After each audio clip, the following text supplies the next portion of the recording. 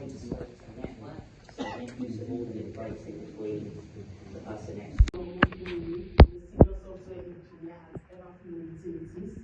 So the purpose of today's event is for us to come together as tech enthusiasts, business leaders, startup founders, to network with each other, most importantly, support each other on how to use technology to unlock global opportunities. Just like Bhavin said, today's event is properly structured.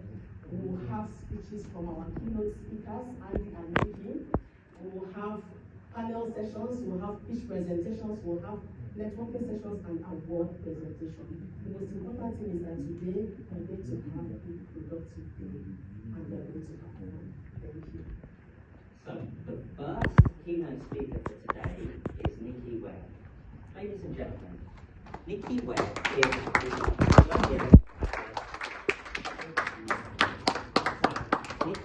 is the Global Channel Director of Custodian 360, which is a managed security service provider. Nikki is also part of the MSSP Cyber House Party Group. Recently, she became an Oxy Cyber Ambassador for Reading, reflecting her commitment to innovation.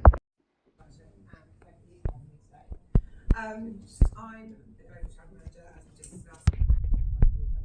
I look after our partners, that they have all the security solutions that their customers could ever need. We pull them all together and we provide them. And then the team that sit behind me, they provide a managed service behind it. There's a few other things that I do. I'm a UK ambassador for a charity called Site Outline. My good friend Katya back there is one of the volunteers there. We look after individuals that are victims of cybercrime in the UK, from the age of 13 upwards. Great organisation. If you're looking to get sort of something in your CV for volunteering, we're always looking for volunteers as responders. I also co-founded an initiative called the Cyber House Party. It was a good excuse during lockdown for us to get together and DJ online, have a few beers. It's kind of grown as we came out of lockdown. Conferences started to come to us, and we now do them, all across the country. Great networking events if you get a chance to come to one. A lot of my work around mentoring came from a company called Capslot. Has anybody here done the Capslot bootcamp at all? Great initiative to get involved with, and you don't actually have to do the bootcamp to come into the mentoring program. So I'm one of their lead mentors. I take groups, tutor groups of 12 people, and I help them with things like their CV, their positioning, raising their personal branding, and helping with operational geographies, and things like that. And I absolutely love it. Let's look a little bit about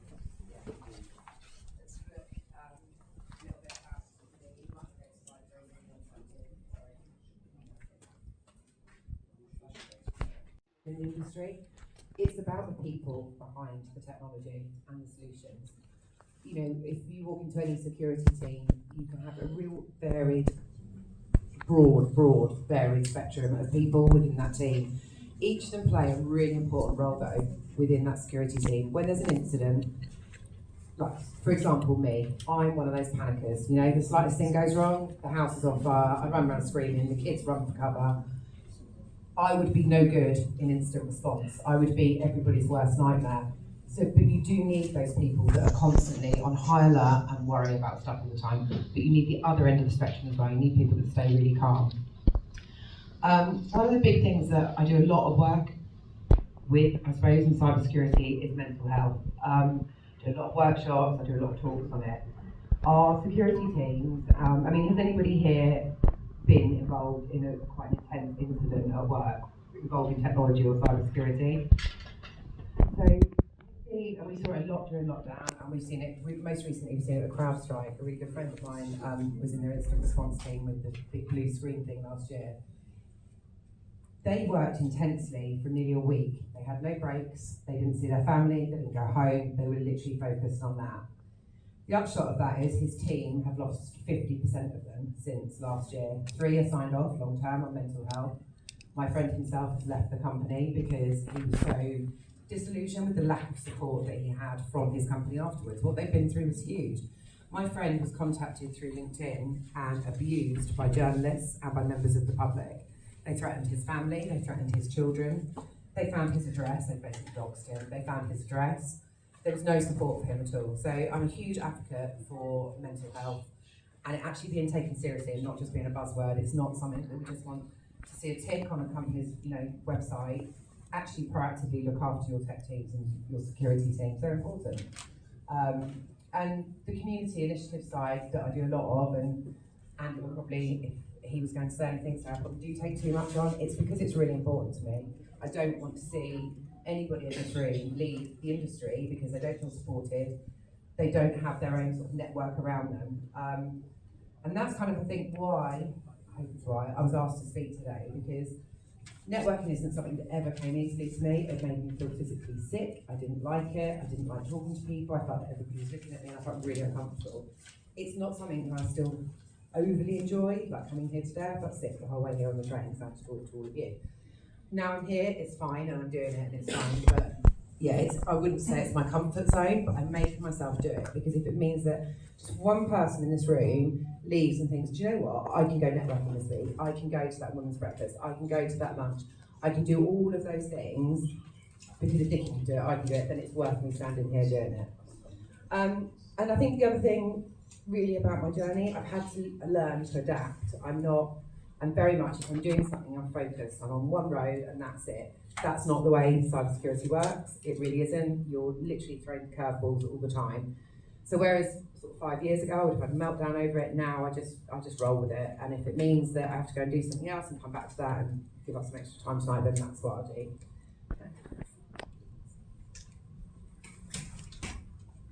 So I wanted to talk about some challenges that I think I faced, and I understand that as a female, there's only half the room here that are female, but I can only talk about my challenges.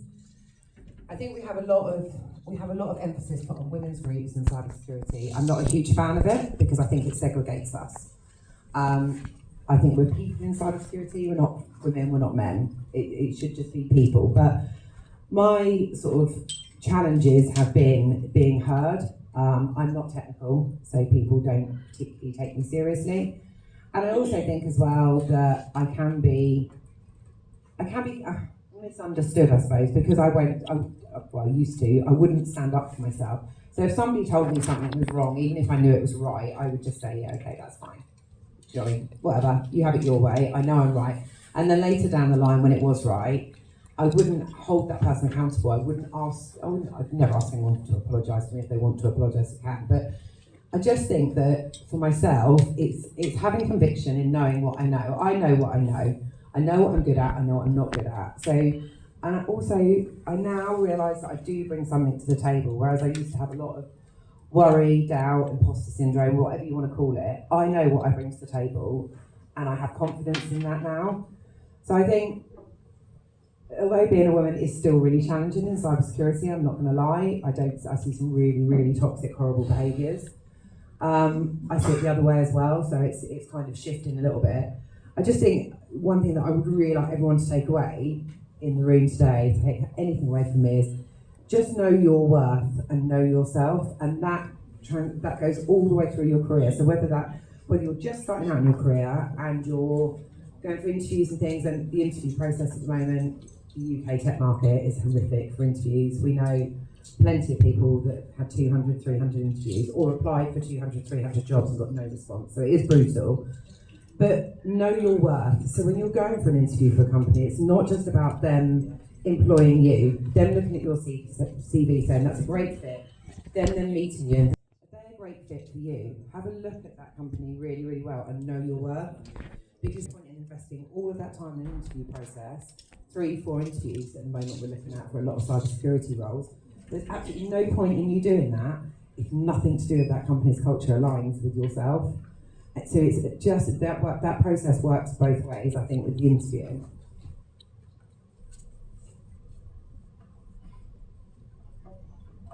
So this isn't something that I have loads of expertise in, so I'm not going to pretend to. However, working with Caps Lock, we have a lot of nationals that come to Caps Lock, do the boot camp, and then we have an accelerator program that gets them into the industry.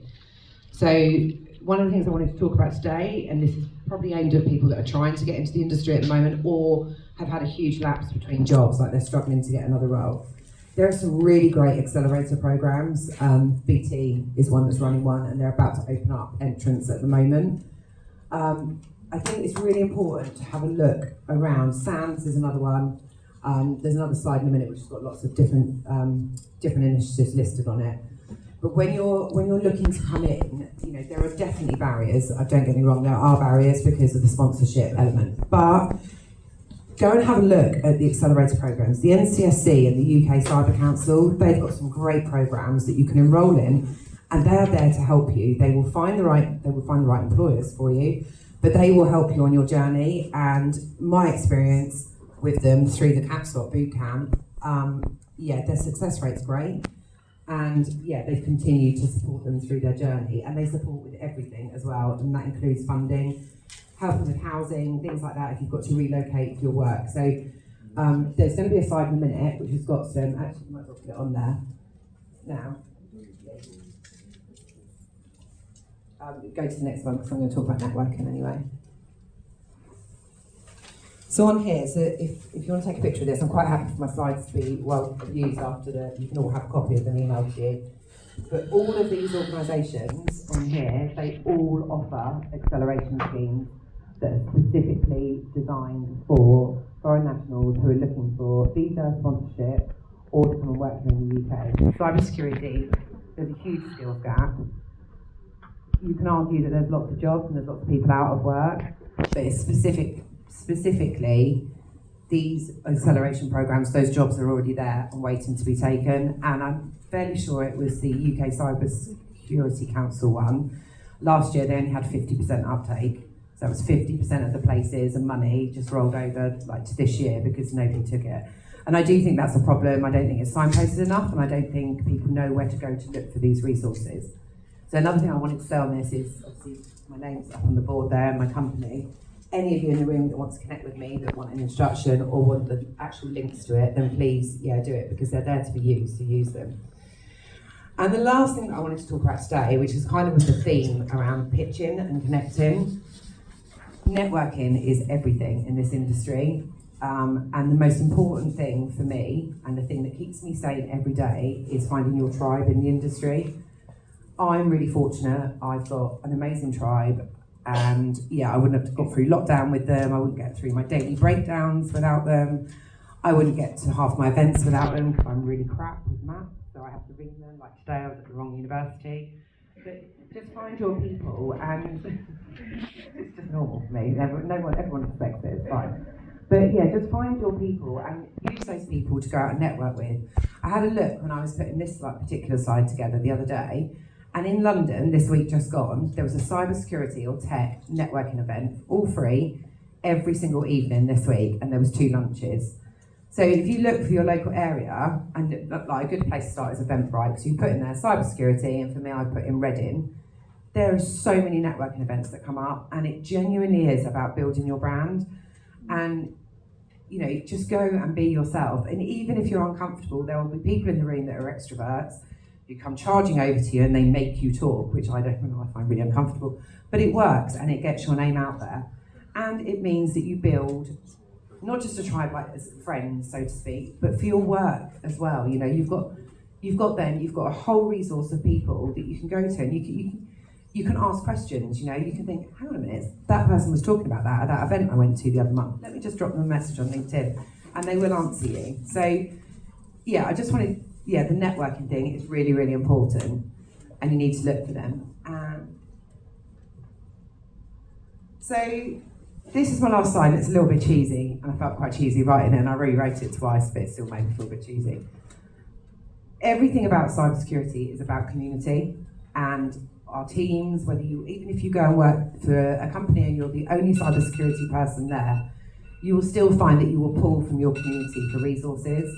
Everything that we do is collaborative, and that is the only way, and I genuinely believe this, that we're ever going to win against cybercrime, is if we all work together. And that doesn't matter if you're a vendor, you're an end user, it doesn't matter who you are, community is everything. And the last little bit I wanted to add on that, about community, you've got B-sides. If any of you want to do this, it's really uncomfortable, I don't advise it, but anyway. You can do things like rookie tracks, and you can go and learn how to keynote speak. They teach you, they guide you. It's all free. Do you know what I mean? All you've got to do is write down a paragraph of your idea of what you want to talk about on the day, and catchy, you spoke, didn't you, for the first time at London. They will guide you through it all. They will give you coaching lessons on how to speak, what not to speak, how to put your slides together, how to present, all of those things. And it's just free resources. And I think that is me. And I'm bang on time as well. But I'd love some questions. Anybody's got any questions? Anything at all? Go.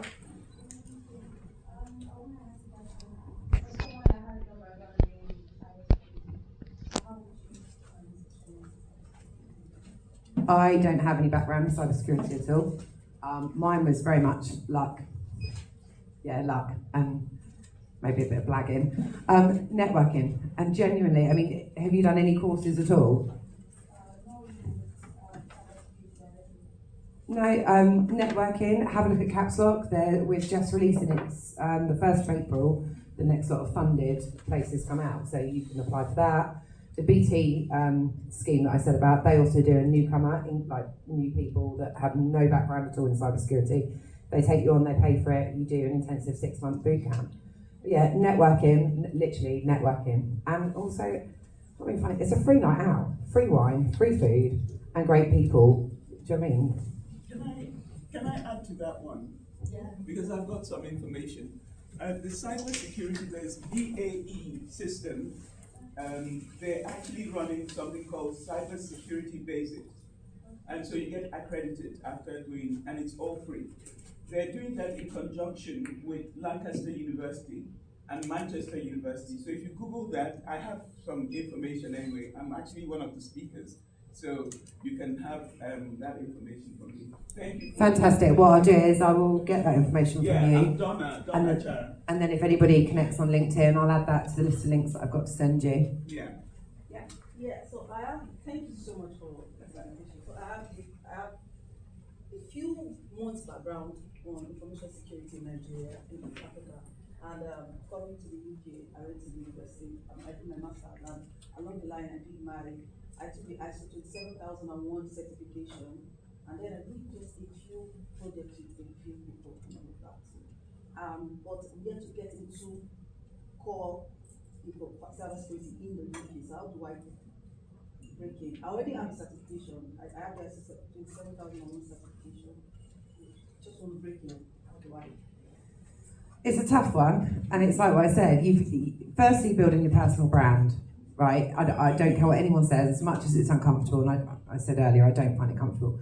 Get yourself out there, networking, start blogging. You know, you already know your stuff, you just said that. Start blogging about it, write, it's not writing stories, but talk about things that you've done. Have a play around with, hack the box, things like that. Have a play around with those kind of things, and then write yourself almost like, like a module, if you like, of what you've done. And keep posting that on LinkedIn. And then while you're posting that, the people that you're meeting at networking, start tagging them in it. And suddenly your name becomes the top of everybody's algorithm.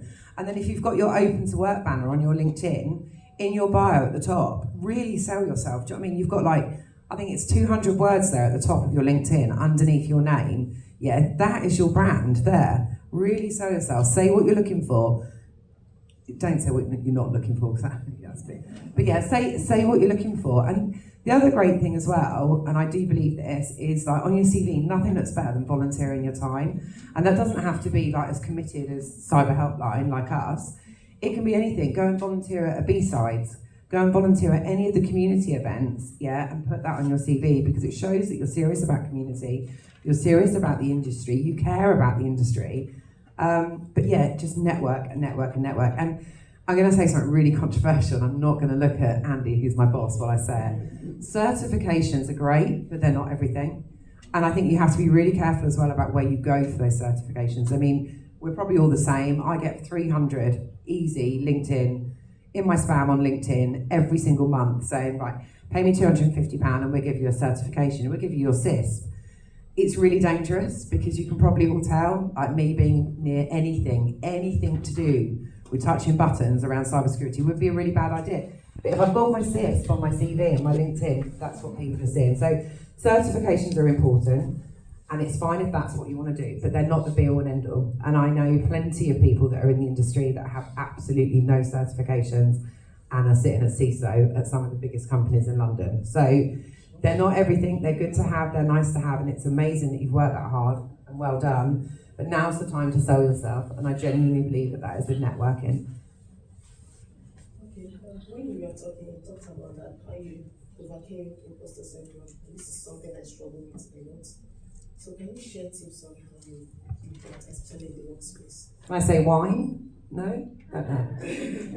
I haven't. I mean, I'm stood here, I'm shaking. You probably noticed the whole time. I'm crossing my legs because I really need a nervous wee, and my hands are really sweaty. So good luck to who's got the mic next. No, I don't think you do. I think imposter syndrome, I think it can be really debilitating as well, because once you start thinking, it's like a worm in a rotten apple. Once the worm's gone in, that tiny little hole just spreads, doesn't it, the rot? And I think I have to be really careful when I'm doing anything. I don't do a lot of speaking. I'll only speak at something if it's something that I'm really passionate about and I believe in. But I think when you're, and it's not just with speaking, public speaking, it can be with everything. I can start a blog and I can have this really good idea and I can start writing it, and then suddenly I'm like, I shouldn't be writing about this. I'm not qualified to write about this. I don't know enough to write about this. And then I go down a rabbit hole. I'll go the other way where I'll go and research it because I don't think I know it well enough. And then before I know where I am, it's 6 hours down the line and I know this subject inside and out. So I think with imposter syndrome, I think a lot of people use the words, imposter syndrome, but sometimes I don't think it necessarily is that. It's just that we don't have confidence in ourselves. And I think we all have days where we lack confidence. And I just think it's just about, again, it's back to knowing your worth and knowing who you are. Do you know what I mean? And just own it. And what's the worst that's going to happen? You lot aren't going to clap for me, or you're all going to laugh at me, which we've done both, so we're good. So yeah, I think it's a sense of humour is essential, and I've got a sense of humour, especially around myself. But I think just know your worth. You know that you've earned your place up here. Do you know what I mean? You know that. And you don't even need me to tell you that. You've just got to keep telling yourself that and believe in it. And it's like the lady at the back there with the certifications. You've done all that. You've done that really hard work, and that's awesome. I couldn't do it. So know your worth and sell yourself. That's what you need to do. Any more questions before I go and drink wine and get over my sweaty hands and have my nervous wee? No? Well, thank you all for having me, and I hope you all have a great day.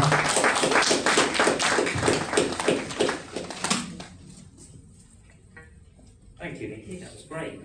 That's the first time I've ever heard cybersecurity with a mix of personal development topics. So, knowing your worth. She also mentioned one of my favourite topics, which is to do with values and knowing and matching your values with whenever you're applying for jobs or careers, but also with business partnerships as well. That one jigsaw piece often gets overlooked. So, thank you for that. Uloma? We've got now the second keynote speaker. Oh, we haven't. So, now we've got the first panel session this afternoon. There's 3 or 4 today. The nature is, as you can see, there's some seats here. We've got one moderator. They're the ones that are going to ask the questions, and then the guests are on the lucky side of those questions. And then we're even luckier to hear some incredible kind of tips and share some expertise. So make some mental notes, maybe use your phone, because we're going to have a little bit of scope for Q&A as well. So let's everyone welcome the moderator and the guest to the stage.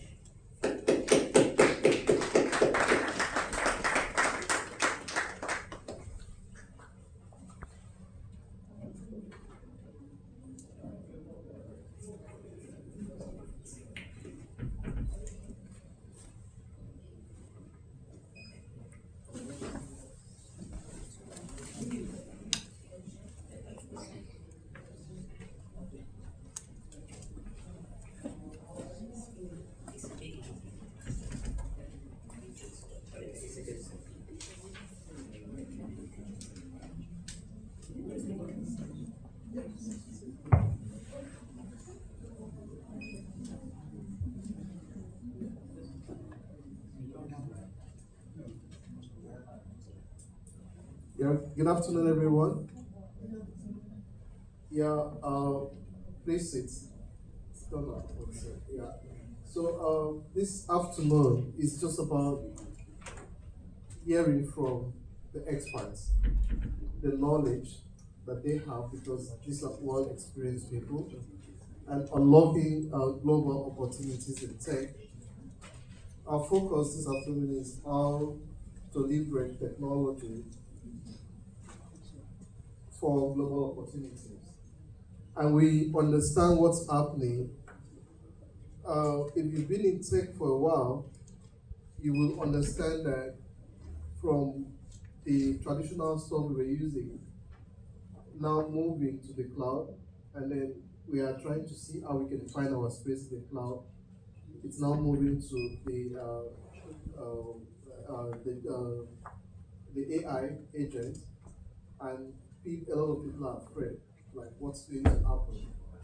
Losing jobs, Amazon, like laying off people, they want to get some of those robots in, and what is going to happen. So I think it's important that we get this information from experts that are in the field to know whether we are still, there's need for us to still keep on studying or adding more certifications, and what's their plan. So I've got here Ofonime. Ofonime is an expert in managing people and human resources, and then also I've got Donna, who's an expert working with the third sector, working with the public sector.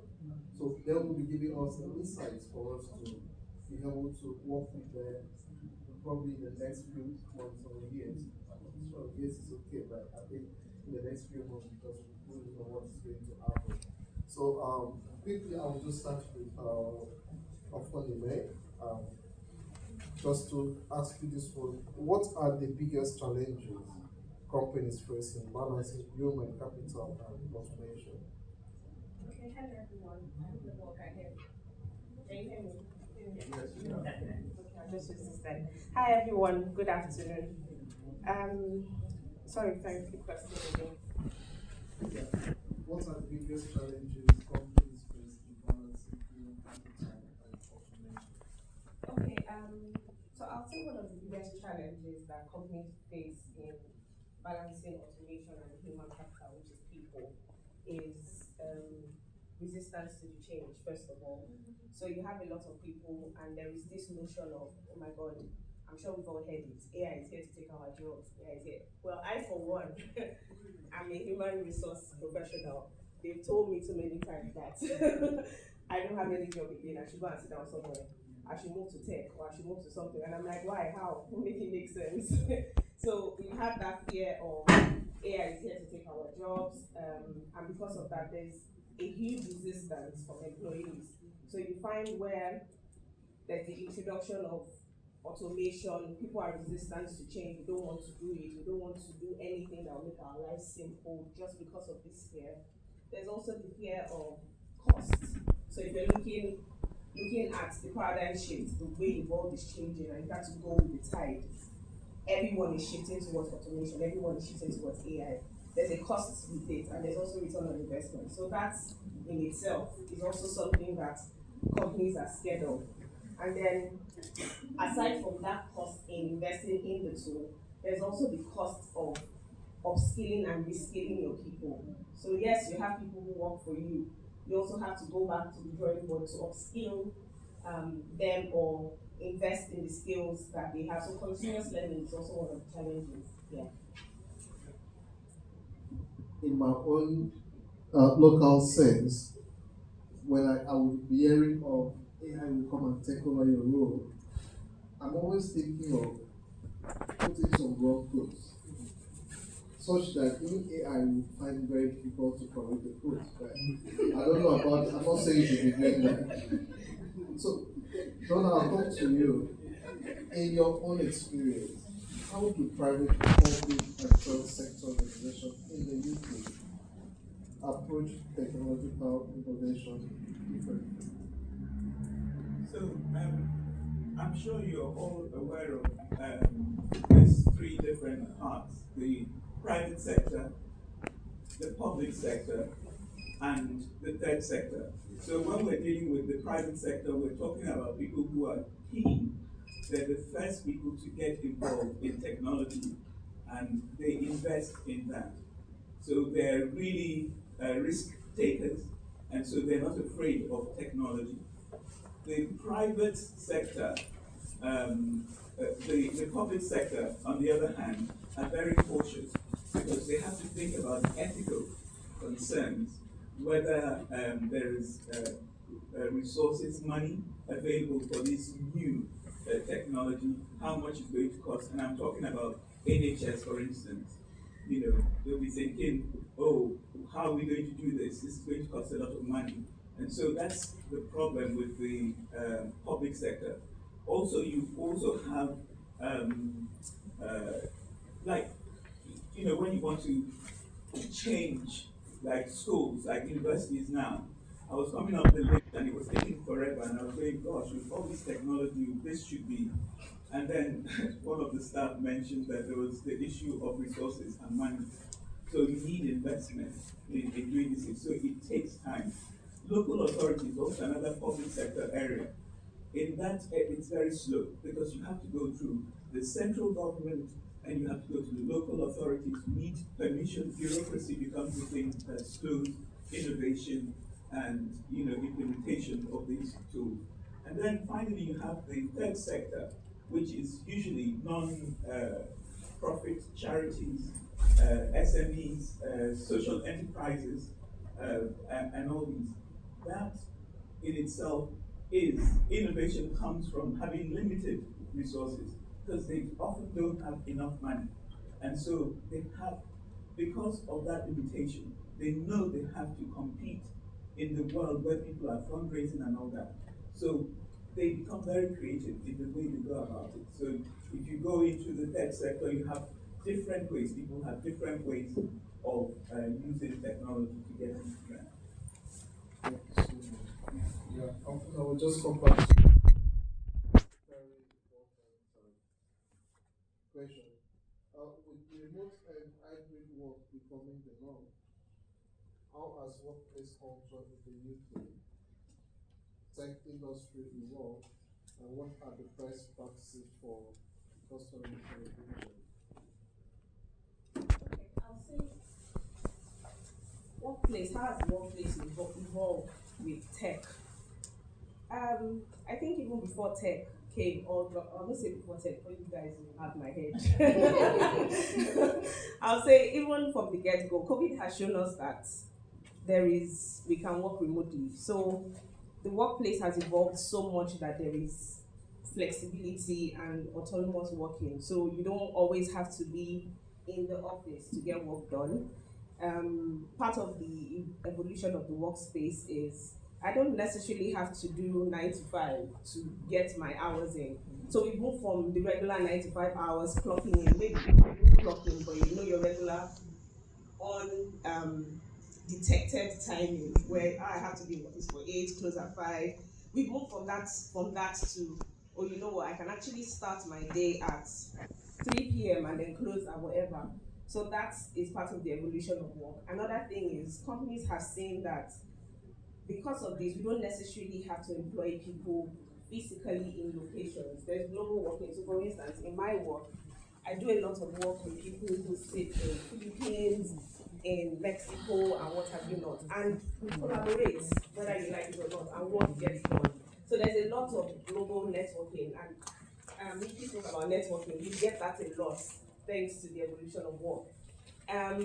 In terms of now putting that together for collaboration, there are too many tools, and I would smile and say thank you to all of you sitting in this room because we have too many collaborative tools. So there is Zoom, Teams, what have you not.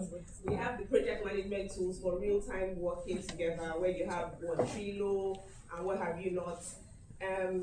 Nowadays, I did my onboarding remotely. I didn't get into the office at all. I had a body set up for me, and I haven't seen the person, but we chat as though we know each other for donkey years. Mental health is also extremely important where you see companies prioritizing on mental health, virtual mental health.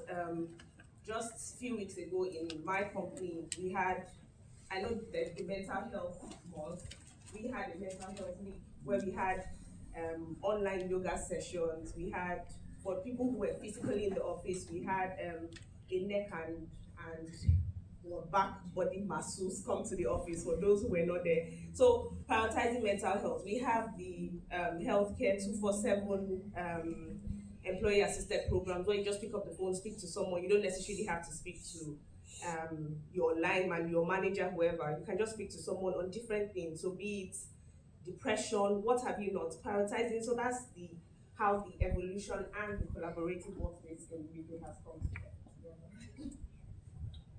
Thank you very much. I wouldn't know how that will cut across a lot of organizations, and if that will also be applicable to SMEs. So the thing is, everybody now is looking, everybody is moving with the curve. Now the truth is, if you don't catch up with what is, you'll be left behind. And we also we've seen organizations who have relaxed a couple of years, and we know where they are now. We won't mention names, but yeah, the evidence is there. So the thing is, whether you're an SME, you're a startup, you always have to find a way to move with the tide. Now, you don't necessarily have to start big. There are little ways you can do it. You can even start by doing employee surveys, check-ins, having stand-up check-ins, say, oh, what's happening today? There's this little drawing I have when I want to do check-in with my teams, and it's actually very, very beautiful. It's a drawing of people positioned in different ways. So someone lying on the floor, someone sitting on the tree. So half of the time we send it to them, say, how are you feeling? Where do you think you are? And someone is just there on the floor. Why are you there? I don't feel like working this week. It is what it is. And the truth is, you take it like that. So you don't necessarily have to, a Diageo, a Guinness is doing this massive thing. Oh, I'm an SME because I need to make sure that my employees are well taken care of. You will break. So start small. There are different ways to start small to make sure that everyone is carried along. Thank you so much. As IT people, you just need to listen. You have your KPI. And you know when that comes up, your performance, you don't have to pass through the other way, and then this mental health issue will have to come up.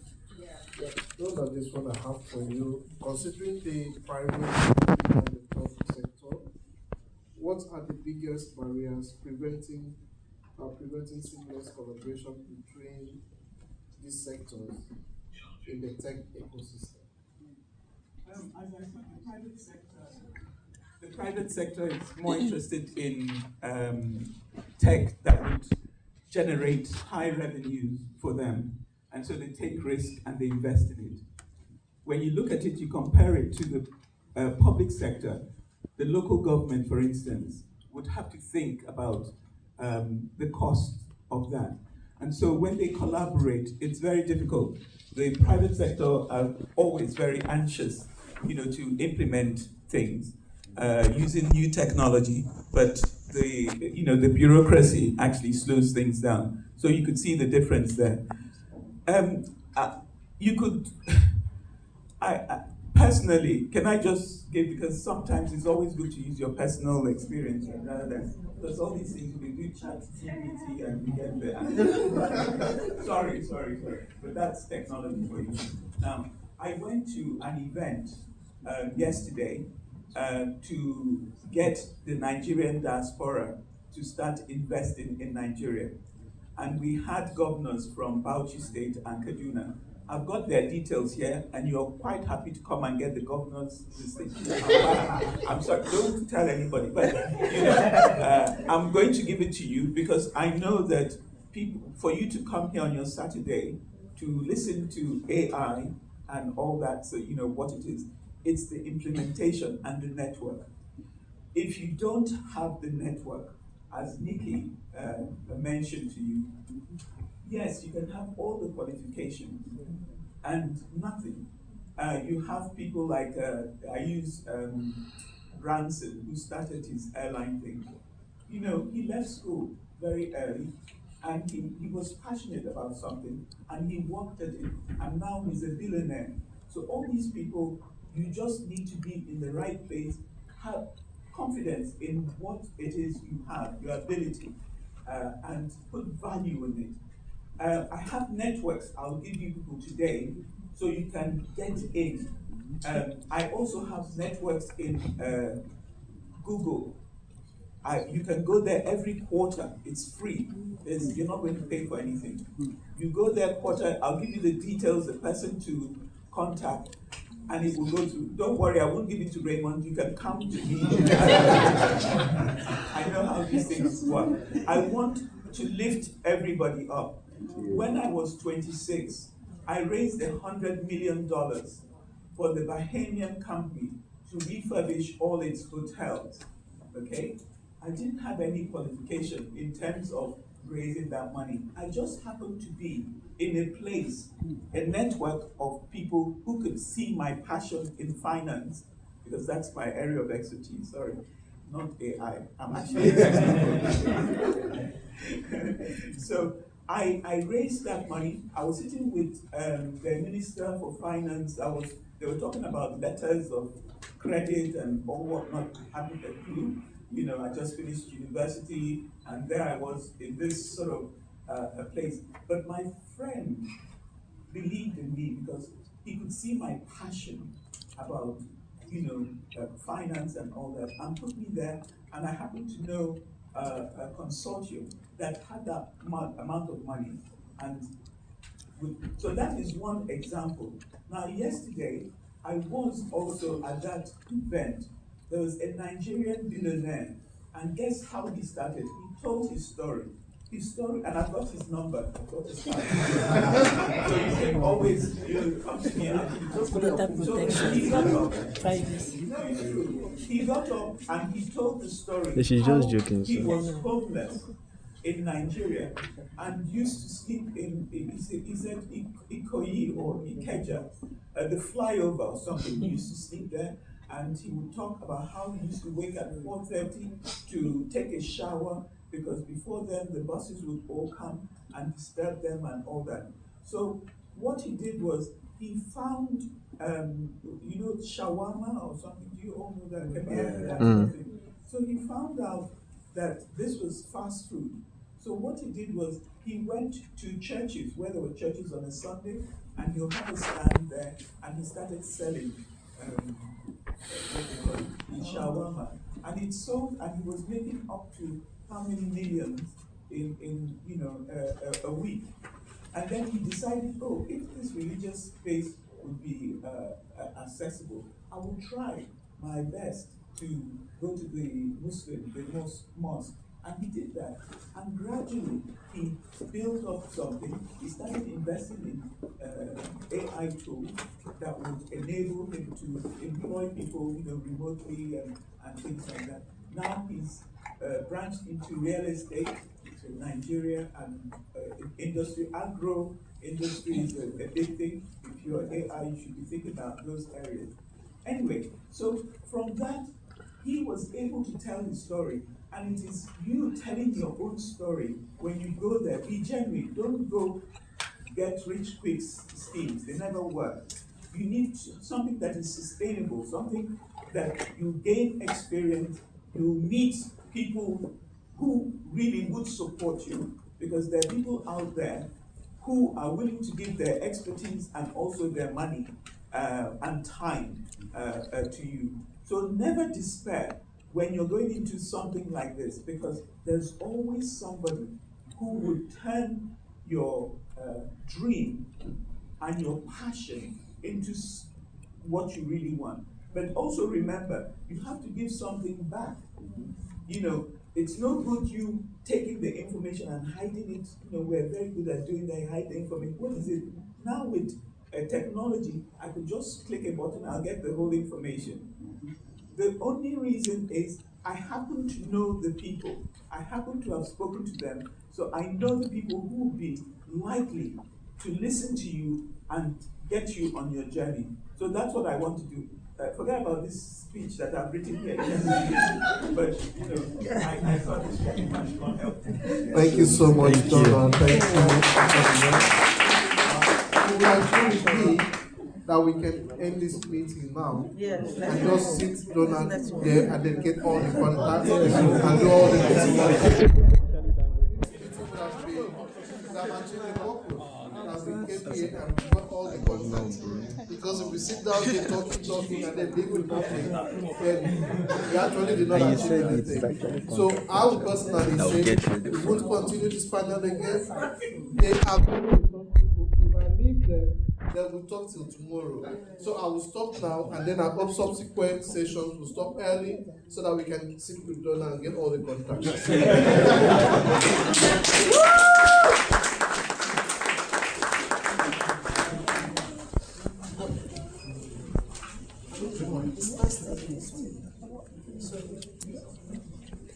Please don't be ashamed. Don't be No, ma'am, we are not ashamed. I was in China before the conference of women.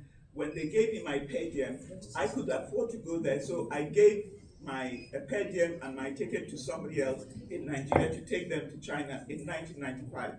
So here in the UK, I was filmed last week, talking about my reflections about the Beijing Platform for Action. So please come to me and get this information. I'm not going to stay too long. I'm going to leave.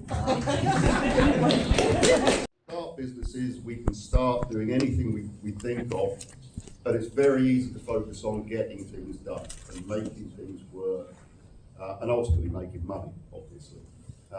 If you start to think about security from day one, it becomes a lot easier. If you've got to go back and engineer security into products or solutions or businesses, it becomes difficult to do. So we're going to talk a bit around that. We're going to talk about the future of cyber services. So whether or not you deliver cyber in-house, as a business, whether you purchase that through services. And then we're going to talk a little bit about when it goes wrong, and what happens there.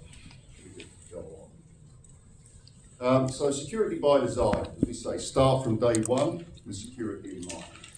Even if you're setting up something as simple as a Microsoft tenant so that your people that you're going to employ or you have access to email, whether that's a Google environment as well. From day one, if you think about security, how do you stop people logging into that shouldn't be logging into it?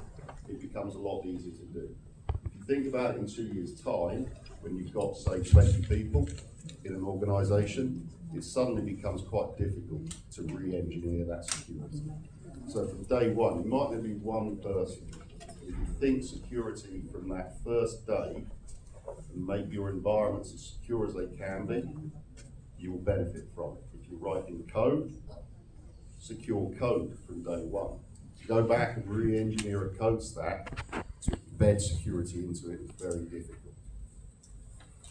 Depending on the type of business that you're thinking of starting, you're undoubtedly going to fall under some type of framework or some type of compliance.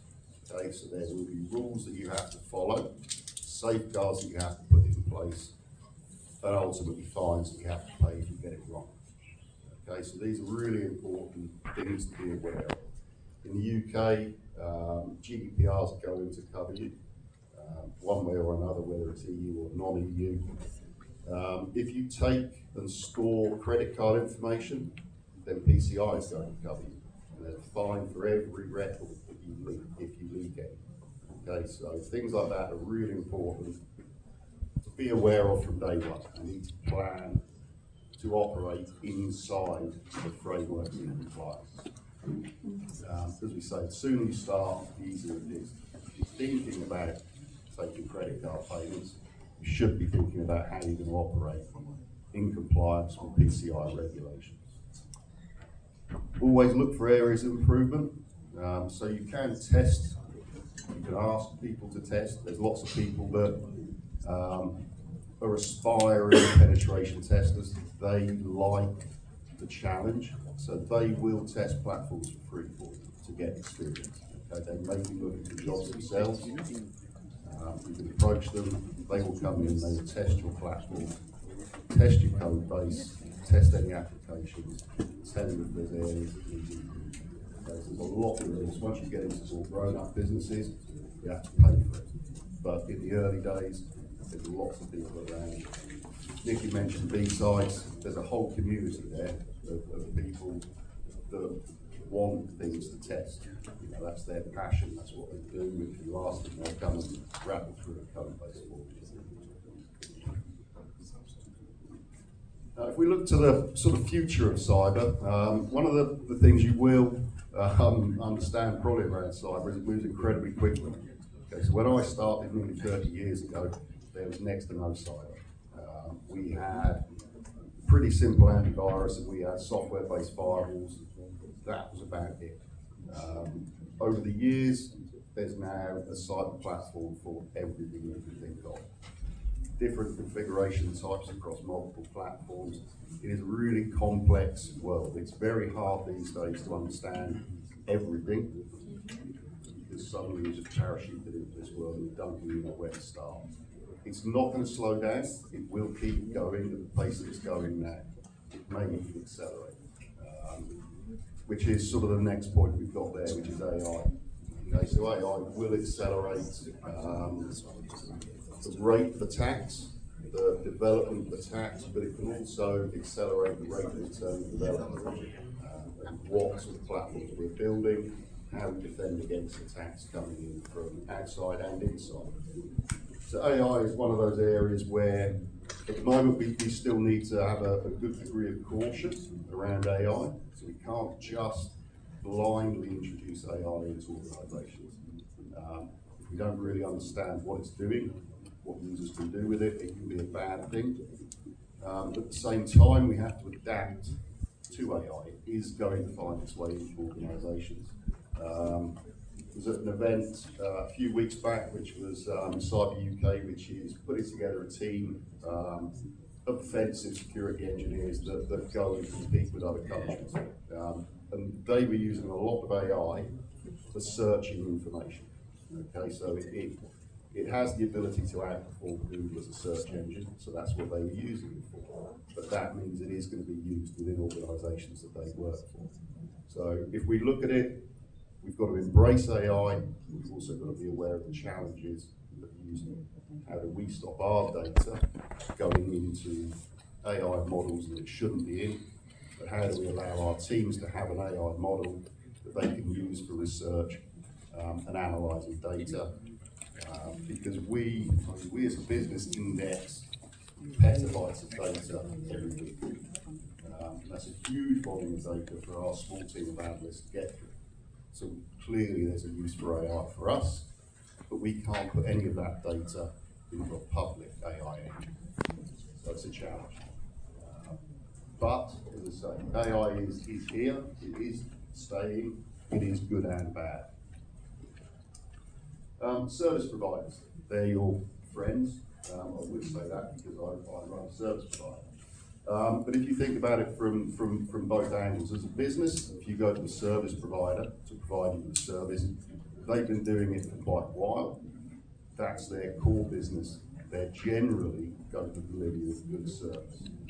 If you look at it from the other side, as an engineer, security analyst, working with a service provider is going to expose you to lots more than working within a single business and running their security platform. You will always see a lot more in a service provider. You will always learn a lot more in a service provider. So you will be faced with a lot more challenges, a lot more platforms, a lot of new solutions, and you will be expected to deal with those, which accelerates that rate of learning. The other thing we have to do, of course, is challenge the norms. So don't accept what people tell you. If you think they're wrong, then you can challenge it. If somebody tells you you should do something in a certain way, don't always have to believe it. It might be right, but it doesn't stop you thinking about, is there a better way of doing this? And coming up with it. You don't want to be the person who's always saying there's a better way of doing this, but if you genuinely feel there is a better way, then feel free to voice your opinion on that. So what happens when it goes wrong? So as it mentioned, I accounts for these levels of functions, then it makes the engine to be able to give you a valued response. Can I go on the next slide, please? Sorry, I'm talking too much, I guess. The introduction. AI has the potential to improve the lives of elderly in the UK. However, adoption remains low due to various barriers, like I've mentioned one. Data analysis plays a crucial role in addressing these barriers and promoting AI accessibility. The data in the UK currently from the ONS states that 68% aged 70 and over reported not using AI in their daily lives. These are already people that are educated, we might say, and they still find it difficult to adopt AI. But we forget also we've got functional illiteracy or functional literacy in the UK. There are a lot of people that speak English but lack comprehension. If you give them, let's say, your master's thesis for them to read through, they might not get a lot of value from it because you're using lots of technical language that might be difficult for them to be able to boil down. Digital exclusion. Approximately 4.7 million seniors in the UK struggle with basic internet-related activities, just like, managing their accounts, logging in, Wi-Fi connections, troubleshooting. Our cybersecurity guys, they might be very happy to see how people can do man-in-the-middle attack, isn't it? They just spoof into your Wi-Fi connection. A lot of elderly people, they can get your data, scrape everything, and then you've got people wiping out their pension funds. But if you've got capabilities where you could speak to an AI engine and be like, oh, is this Wi-Fi secure for me? And then the AI tool is able to run a quick analysis based on the data it has, which might be either through a RAG process, can give you a very valid response. Digital skills. Around 69% of individuals lack sufficient IT skills to access internet safely. This is according to Rural Services Network 2023 research.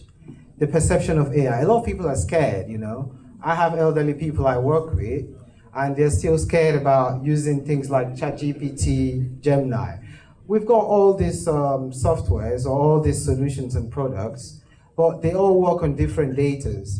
They have different KPIs, what the company wants to drive. So we have to look at how we can get consolidated data, a kind of master data source that has got all this data that is right for purpose. Let's say you wanted to speak with an AI solution that can understand your natural language, which might be Spanish, Portuguese, and you ask it, how am I feeling today in English? And it gives you a response. Imagine if you ask that in Igbo. I don't know if we've got any Igbos or people from that part of Nigeria here. Or we've got Kenyans or we've got Tanzanians. And you ask them, how are you in maybe your language? I bet you the response might be different depending on the contextuality. So that's why we have to be really careful around context. Because if you now have an engine that has got a consolidated data source, regardless of the context, it's able to give you the same response because it can do a quick mash and merge and do a score. And it can say, oh yeah, within 60 to 80, this aligns with the true source of data and the right response is given to you. These statistics just shows us a bit of the challenges faced in adopting with AI technologies, emphasizing the need for targeted interventions to bridge the digital divide. How can data analysis bridge this gap? Identify key barriers through data-driven insights, understand behavioral patterns and AI interaction challenges, because the president who don't want to do lots of the work would rely on a model that covers processes, that covers public governance, that understands human interaction, that understands how to give solutions without the bottlenecks that we humans have. Because with humans, there's always kickback, stakeholder management, isn't it? Leveraging predictive analytics to anticipate user needs. Predictive analytics is understanding what the future would be and how to solve it. As the case may be, we are just tailoring this and scoping this towards the elderly, like the geriatric group 65 to 80 and above. Addressing these privacy and security concerns. I'm into data governance, and it's all about frameworks. It's all about policies and procedures, the roles and responsibilities. Now, what role are you playing?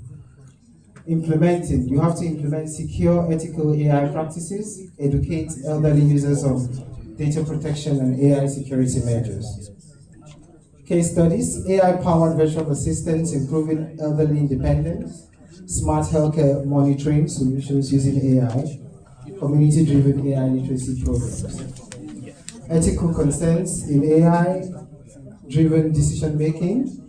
This is under challenges and future considerations. Need for continuous data monitoring and updates, and the role of policymakers and industry leaders in AI adoption. The conclusion, data analysis is all about enhancing AI adoption among the elderly, but we have to first gather the right data from the right people.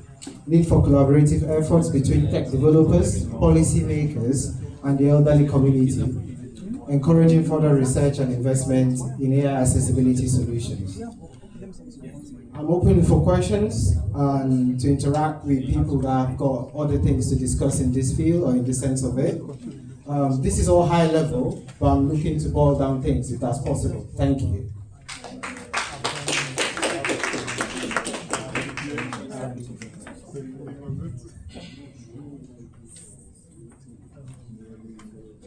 Okay, thank you very much.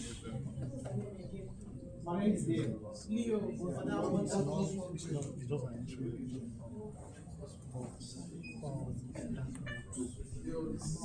This wonderful presentation, and I want to really thank you for participating. When you're solely looking at the calendar, and my vision for you would be, why are you putting this text in the calendar, which quote is not sustainable? Because it might be in the next few years, you can't guarantee 50% of those people still being alive. Why not focus on the ones that are coming up, that you know that is sustainable for the future? My answer to that is because I feel the future is the future. We are all in the future. But we're forgetting the fact that without the past, in terms of having the elderly now have the opportunity to train data and gather that information. Like information gathering stage. If you go 20 years down the line, the people that will be required to get this data, like you mentioned, no. If you said in terms of language preservation, most people give birth to their kids in this country, and their kids don't understand the language. If you do not bring someone from your home, from a grandfather, or your grandmother, someone that understood the language, that understands interaction, how does AI work? You have to interact with it. And if you don't have the time to interact with it now, that means down the line, we're going to be looking for people that can speak codes. We have to look for people that can also speak normal language. And the AI will love that, because you want to have a conversation now with an AI engine or a chatbot. We're going to be using prompts. And prompts are around keywords, are around systemic approaches. We need something that you can interact with in a level that is so low level that you get high level results. And that's why I'm focused on the elderly, because my own problem is not because I think the future will have a problem. AI is already solving the problem of the future. But we need it now to solve or to find the gaps in the past that will intertwine and integrate in the future. If I start breaking this down a lot, I will talk too much. So I mean that's a paradigm. We have a next slide. Have embraced the networking, but then moving along. I had a good chance to speak to Donna about, like all that networking and so, yeah, we'll definitely network after as well, and always be sure to nurture the information as well. That's a big key. Okay, thank you. So it's time for the second panel session. This panel session is titled Tech Clash, a Battle of the Tech Minds. And we have Olako, the moderator. Olako, the moderator, and please let us all welcome the speakers. Please, can we clap for them?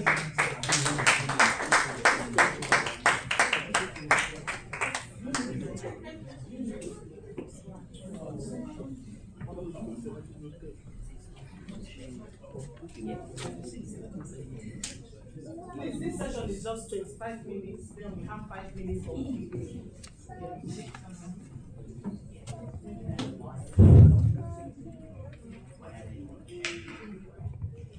Ladies and gentlemen, I'm the brave souls who will still not agree or want to update their software. Welcome to this session. You can see they're all smiling. It's not a fight, it's not a war. We are happy to have you here. And today we are diving into some of the biggest, boldest, and most controversial debates in the IT world. Now, our panelists today are some of the sharpest minds in tech. They've come with armed facts, opinions, and maybe a few sarcastic remarks. So our first panelist here on my extreme right is one who never sleeps. Not because he doesn't want to, but because hackers don't. He can convince you to hand over your credit card details, your mother's maiden name, and your Netflix password. But don't worry, he won't. Please welcome Onyedikachi Ugu, SOC analyst, social engineering, SME, and a mentor. Welcome. The second panelist has the worst nightmare, which is a bug that somehow survived automatic testing. They break software, so you don't have to. Let's hear it for Aziz Alabi, software automation test engineer. Clap for him! Are you angry? Clap for him! So we have the third one. He has trust issues. But for good reason though. Every mail is suspicious, every link is a trap, every urgent request from the CEO is probably a phishing attempt. If you had $1 for every time you want someone not to click on any shady link, he should have had a private jet by now. His name is Frank Opara, cybersecurity analyst. Raise your hand so they can know you. The last but not the least panelist is a tech hero, superhero. He keeps the bad guys out. He builds firewalls, set up security policies, and rolls their eyes when people use 1, 2, 3, 4, 5, 6 as password. If your data is safe, think he's the one. Welcome Austin Orunwese, cybersecurity analyst. So let the clash begin. Now, quantum computers, we have Team A and Team B. Team A, can you wave to the audience, please? Team B, clap for Team A. It's not easy. He was the first to run away for the fire. I saw him. Like a life. Team B, can you wave to the audience, please? Okay, so now my question is to Team A. Quantum computers could break traditional encryption, making our current cybersecurity measures obsolete, right? So if this happens, hackers could steal financial data, government secrets, and personal information in seconds. The race is on to develop quantum-resistant security before it's too late. Now tell me, do you think quantum computing will make today's cybersecurity obsolete? I don't think so. I don't think so. Sorry. Okay. Yeah, I don't think so. Cybersecurity is here to stay. Quantum computing is just coming in to be like a partnership with cybersecurity. Quantum computing will even come and augment the way cybersecurity works in the sense that it helps to solve and detect threats faster and more easier. Quantum computing cannot take away our jobs or become a threat to cybersecurity as a whole. Just like how AI is in and how AI is kind of augmenting and being in partnership in helping us as cybersecurity professionals to be able to detect threats faster. Same way quantum computing has come also to be in partnership to help us solve problems more better and faster. Thank you very much. Team B, do you agree with him or what do you have to say? I think I agree with him because obviously the world is going to evolve to many things in the future. So quantum computing is here to assist cybersecurity and every other stuff. So it's more like a supportive part of what cybersecurity is going to be in the future. So yes, I agree with him in that aspect. Can you give a round of applause, please? My question now goes to Team A again. You know how some companies usually rush to launch AI-powered shopping tools before Black Friday? After launch, hackers could exploit vulnerability and expose customer data, making the country corners of IT can be disastrous. Now, what should come first in an IT project? Speed, security, or quality, and why? Yeah, I think quality should come first in an IT project because when you have to do a lot of stuff and also make sure your system is not vulnerable to attack, there are a couple of things that we do. As a software tester, I use like doing security testing. I make sure the system is vulnerable to cross-site scripting, working on the application, SQL injection, and a couple other things, And also, when we prioritize quality, our products we have lesser bugs, lesser issues, which we then have secure. Our system will be secure by default, But let's, for instance, we have a poor quality product. We have a lot of security breaches, which should be very expensive to fix. But quality first approach, we actually reduce this potential future security costs. And also, let's, for instance, now, a good quality product will make sure with a good quality product, we're in a good place, but without, and again, I used to say one thing, security is like a continuous stuff. It's not something you need to do first, but quality, you need to start from inception. I could do a release now, post-release, I could do security, but post-release, I can't start with quality. It needs to start from inception. So I think, with this case, I think quality should come first, then security follows. I would disagree with that, and here is why. If you have a quality product and it's poor in security, you would get thumbs up, you get high ratings on Trustpilot. Customers would always purchase your product, but just in one instance, when there's a security failure, when there's a security breach because you didn't implement security by default, just like what Andy said, in every aspect of your architecture, from writing the code to publishing to deployment, everything, you have to be security focused. So if you don't put security at the first point of, or the first thoughts of your project, you are going to actually bring out the bad products that would actually come back and taunt you. And mind you, you said something about cost. When it comes to security, it costs you more to actually come back when you have a security breach. Because let's take, for instance, I know some of us might remember the Equifax hacks of 2017. Now, Equifax had a very good product, very good quality, but they compromised on security at some point. Now, in that case, there was a data breach which cost them billions of pounds. And this data breach, they kept paying these billions of pounds all through the year. Nobody bothered about quality at that point. So I would always stand for security first. Yeah, but do you know we can have a good quality system, a system that is fully secured, but it's not built for purpose. We can have a system fully secure, but it's not doing what it's expected to be doing. But a good quality product, I think, is top notch. I would disagree again, right? So, yeah, let me comment. Just 1 second. Let me comment. You said you have good quality products, right? Like I mentioned, Trustpilot. Your customers will give you 3 over 10. Would you rather get a 5 over 10 rating and then lose your reputation? Because when there's a data breach, you lose your reputation. You're not coming out from that.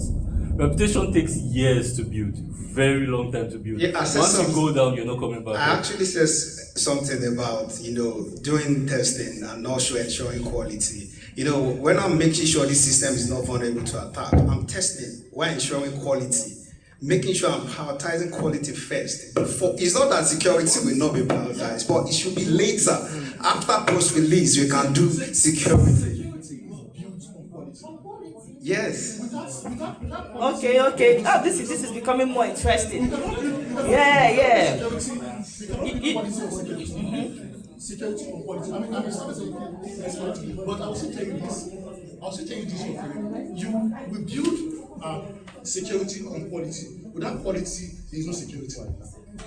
Again, I disagree. So I'll tell you something. Now let's use an example. I'll stick to your time. Let's use an example. Let's take a mobile banking application, right?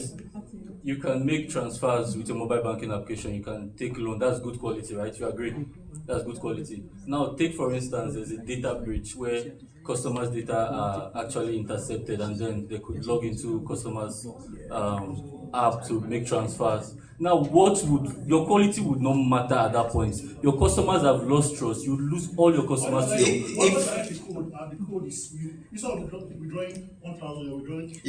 you prioritize quality, we're having a system that is reliable, a system that is scalable, one that is fit for purpose, and that will be secure by default. Honestly, no, that's not secure by default. Secure by default definitely from architecture. When you're designing, like I said, we can actually do post-release on security. But imagine having an app now, and after post-release, then I'm now ensuring security. It should start from inception. But security can be post-release because it's a continuous stuff. Let me tell you one thing. Security is a continuous stuff. I can do like security updates after my release, but I can't do... Sorry, I'll be cutting you short now. We can continue that during break. As you can see, I'm hungry. So, do you know how far I ran for that fire? We have to do it. So we have another question. This is Team A as well. Will AI take over cybersecurity jobs, or will there always be need for human experts? Team A. I will say this: AI cannot take over our job. It can only probably make our job more better. So let me just give a simple scenario. We always have this our spam mail. Sometimes someone will send you a genuine mail. It goes into spam because of AI. That is false positive. I don't know if you people that into cybersecurity, we have false positive, we have true positive. So you still have to have this human involvement in cybersecurity. Yes, I have a system, our sub platform that we use to work.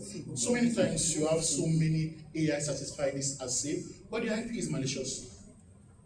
Did you know it is malicious? So if you classify that as safe and the user click on that, there will be so many things going on in that, so many ransomware, so many malicious activity going on in that organization. So we still need that human input. We still need to review it. AI is not perfect. AI cannot take over our job. It can never take over our job. We develop AI. AI is here to stay. They are our children. So they can never be. Wow. This is interesting. Team B, do you agree with him? What do you have to say? I think I'm going to agree with him on that aspect because AI you agree? Because AI has come to enhance and to make it better, but it cannot necessarily take it away in total because you need, like he said, you need that human input. Obviously, AI cannot do everything by itself. It needs humans to always give you that command to do this and that, and it also has some vulnerability as well. So you need humans as the key factor in that. So AI is not going to take our jobs. Beautiful. I would agree also. I just want to put in something because this is a very tricky topic, right? Let's remember when robotics came out and it was used for mechanical plants, assembly of cars. We all thought that was the end of mechanical engineers and assemblies, but up till now, we still have people working assembly cars. So it's never going to take our jobs. It's just going to make our jobs better. So it's just keep upscaling, especially in cyber security. When you bring more AI solutions, you get more specialists coming out, more specialist roles coming out. So I think it's not going to take our jobs. So I agree too. Now we have another question for you. Between automation and manual testing, which is more reliable? And how can we ever fully replace manual testing? Good question. I know you like to answer that question. I think automation is more reliable because automation is very fast, especially if we are dealing with huge amount of data, and also if we want to run regression testing. And also, I also like the fact that we can run any automated test anytime, even outside of business hours. And one thing I also like to talk about is, automation eliminates human errors. We are prone to errors, I could have lots of test cases, lots of test scenarios to go with, and maybe 1,000, for instance, and at 50, I missed some steps. It can actually impact the product. But with automation, the consistency is top notch. And again, you ask if you can replace manual testing. I'd say no. Sometimes we need this human intuition, this human judgment is needed. But and also, if you want to do exploratory testing, so automation testing any day, anytime. Thank you very much. I would. He said something about automation is top notch and you would not make a mistake. That's totally wrong. And I would point you to the CrowdStrike. I think Nikki Webb, or was it Andy that mentioned about the CrowdStrike blue screen update that happened just a year ago. So what happened then, if you read the RCA, was they did they relied more on automation updates, or automation deployments, pushing their sensor updates straight up. So if they actually focused more on manual testing, by manual testing I mean test the deployments before on test servers, follow due process of change management before you actually implement on production. Even if you're implementing on production, you don't go full scale on critical servers or critical environments. Implement in stages manually first before you actually go full scale on automation. I disagreed because there is no automation without manual. Before I could run any script, I should be able to manually test the application. But you made mention of CrowdStrike. Yeah, they push an automated test updates and they actually impact the system. Are you telling me, even if it's done manually, it won't impact it? A lot of companies push automated updates every day, thousands, millions every day. Microsoft, Google, Netflix push automation testing every day. But because these automated updates are not actually affected, because of the one that are affected, that is impacted, should we roll out the rest? No. If you so remember, automated test works and works very fine. Yeah, I get you. If you remember, like our colleague spoke recently. She said a couple of years ago before IT. Now, many years ago, if you remember, there were a lot of failures. Those things have actually reduced now because of everyone follows the proper frameworks and follows the due process right now to actually implement. So if you follow due process, follow manual testing for each environment, go to manual stages, follow the change management process. Yeah, I disagree again. I have one question for you. If you manually, one second please, if the manual testing, when you do stuff manually and we had issues, how are we going to roll back? If we do it automatedly, we can roll back and do an hot fix. But with manual testing, it could take you after the session, we'll answer that. After the session. Thank you very much for that. Now, should certifications hold more weight than practical experience in tech roles? I'm very happy Nikki is not here. Because she's my mentor and I'm going against her. So, yes, experience is needed, but I think certification cannot be kicked out. There's a reason why these big industry leaders are still there, the likes of Google certification, Microsoft certification, AWS, CompTIA, they are still there in the market. We pay thousands of pounds for them yearly. It's because it's needed. It's because it's acceptable. People recognize it. Many people use it to gain even that experience that we are talking about today. Yes, we know people always say, you need the experience. But yes, certification certify that you know this. Also, there are some certifications that provide a platform for you to even learn, do some hands-on on it, do some practical work on their platform before you are being satisfied that you have it. Even now, AI is coming in. We are having so many certifications on AI. Okay, what about project management? You, as a project management, you don't go into an office and tell them, I have experience in this. No, you need a certification. Yes, as a project manager, you need a certification. Okay, Team B, do you have anything to say about that?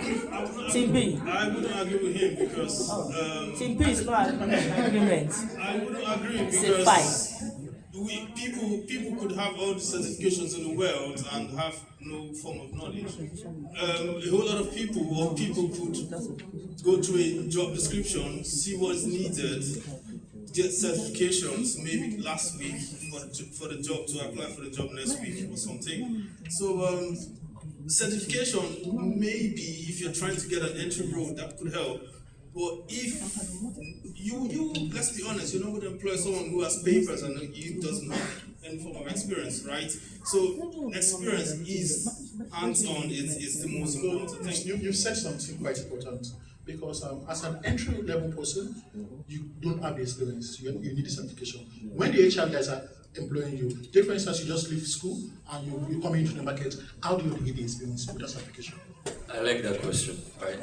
So, when it comes to certifications and practical experience, certifications would get you to the door, but what takes you in and keeps you there is your practical experience. Oh, this is wonderful. Now, so let me finish. We are going to have let some questions later. You would understand why. So, thank you very much. When it comes thank to, you. I'm going to be. When it comes to, I'll soon raise the fire alarm again. Thank you. I think certification proves to the employer that you have like an up-to-date skills that meets industry standard. So when it comes to technical roles, I'll focus more on technical roles right now. Would you rather employ someone that has not been battle tested? So when technical roles are more of a battle, let's take for instance a cybersecurity role, you would employ someone that cramps and pours in exam. Not everybody. Thank you. This is very interesting. But I don't know the fact that you kick out certification. Certification is not needed. No, I'm definitely not kicking it out. Yes and yes. Like I said, right? Okay. Now, let's go to the next question. Can I just finish? So many of them want to ask you questions later. Yes, so we'll do that after the session. So now, assuming the hospital's network is attacked by a ransomware, thereby unlocking the patient's critical records, obviously. The hackers demand payment, right? Now, paying could save lives, we all know, but also fund criminals or encourage future attacks. Should organizations pay ransoms to regain control over their data, or does payment only encourage further criminal activity? This is the final nice question. One again. Have 1 minute each, please. Yeah, I think a lot of companies in the past, why did they pay? Maybe because they want a quick fix. Maybe you said something about the hospital, how it is to protect lives. When we have an application that is down and has a long downtime, it can actually impact the hospitals, which then could lead to several people. So we don't want that. So we have to prioritize life. And a lot of people care about their reputation. Companies care about reputations. If you now like, after 1 week, what do you want to do? Do you want to close down the business? You can't pay. So when you pay, then you can strengthen your system going forward. But a lot of companies pay. I don't want to start mentioning names, but yeah. Team B, over to you. No. You don't pay for. I like it when there's a fight. You don't support terrorism. I call these attackers and bad actors terrorists, because when you continue to pay for ransomware, it's like you funding another group. You're funding them to attack other companies. What would happen? What's the worst that could happen when you don't pay? What will happen in a case whereby you tried every means possible, but you can't retrieve this data, and this data is vital? What do you do in that case? I like that you said that. You see, in the first place, you shouldn't be in that position. You should have backups. You should invest in your security instead of. The question is, there is already an attack. Do you pay or you are not going to pay? So there is already an attack. Wow. This is good. Round of applause. Clap for them. Don't be angry. Clap for them. Clap. Okay, this is a very beautiful session. We debated, and we broke a few firewalls in the process, right? Yeah, that's good. So we thank you, amazing audience, and thank you for not hacking the password during the session. Thank you very much as you make your way back to your seats. Okay, few questions. I don't know. Who has questions? Okay. Yes. Thank you very much. My name is Uloma. So, I just have a question for cyber security professional. Okay, so you mentioned that I'm also a cyber security professional. I'm not trying to encourage what's not, but then I'm just quite interested in it. And I'm like, okay, so you mentioned that we're not supposed to pay. So now I'm here thinking, what if a company's domain is being held hostage? In this situation, what are they supposed to do? Because they need, yes, they should be backup, they should be incident response and all of those things. But now, maybe this might just help in my professional career going forward. But now the attack has happened already. It's not like it's a thing, maybe on a reality or it's happened already. What are they supposed to do? Okay, in this instance, it's happened. You know, when it happens like this, instead of paying, you should report to security agencies. You know, most of these ransomware, they use encryptions that have decryption tools that are available to most of the security agencies. So first of all, report these things, and you see that most of the time, before you even go pay, these things are already decrypted. So in the case that you actually pay them, let's just say you pay them, what if you don't get your data back? We've seen many cases. I think there was about 20, I read a report recently, it was about 20% of companies don't get their data back even when they pay. So some of the time they might even give you a decryption tool that's corrupted. You won't be able to use, you can't track the money, it's being paid by crypto. So there's no use paying. If you think about it, there's really no use paying. So what's the need for one? Invest so much on your security. No, there's already an attack. Don't focus on quality, focus on security. That's it. Just one more last question.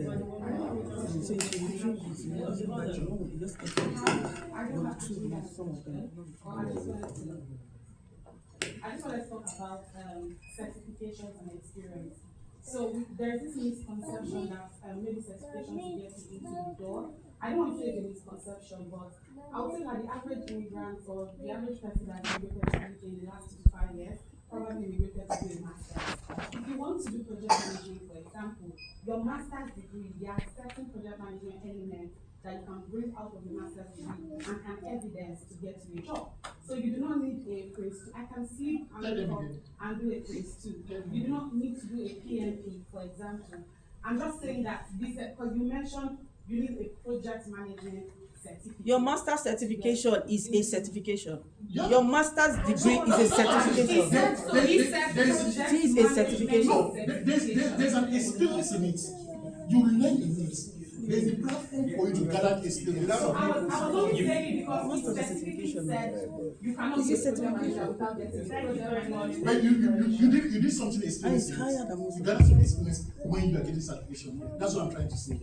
Thank you very much. Sorry, we're running out of time, and we'll be calling the session to an end now. Thank you very much for your audience. Clap for them as they go back to their seats. Thank you.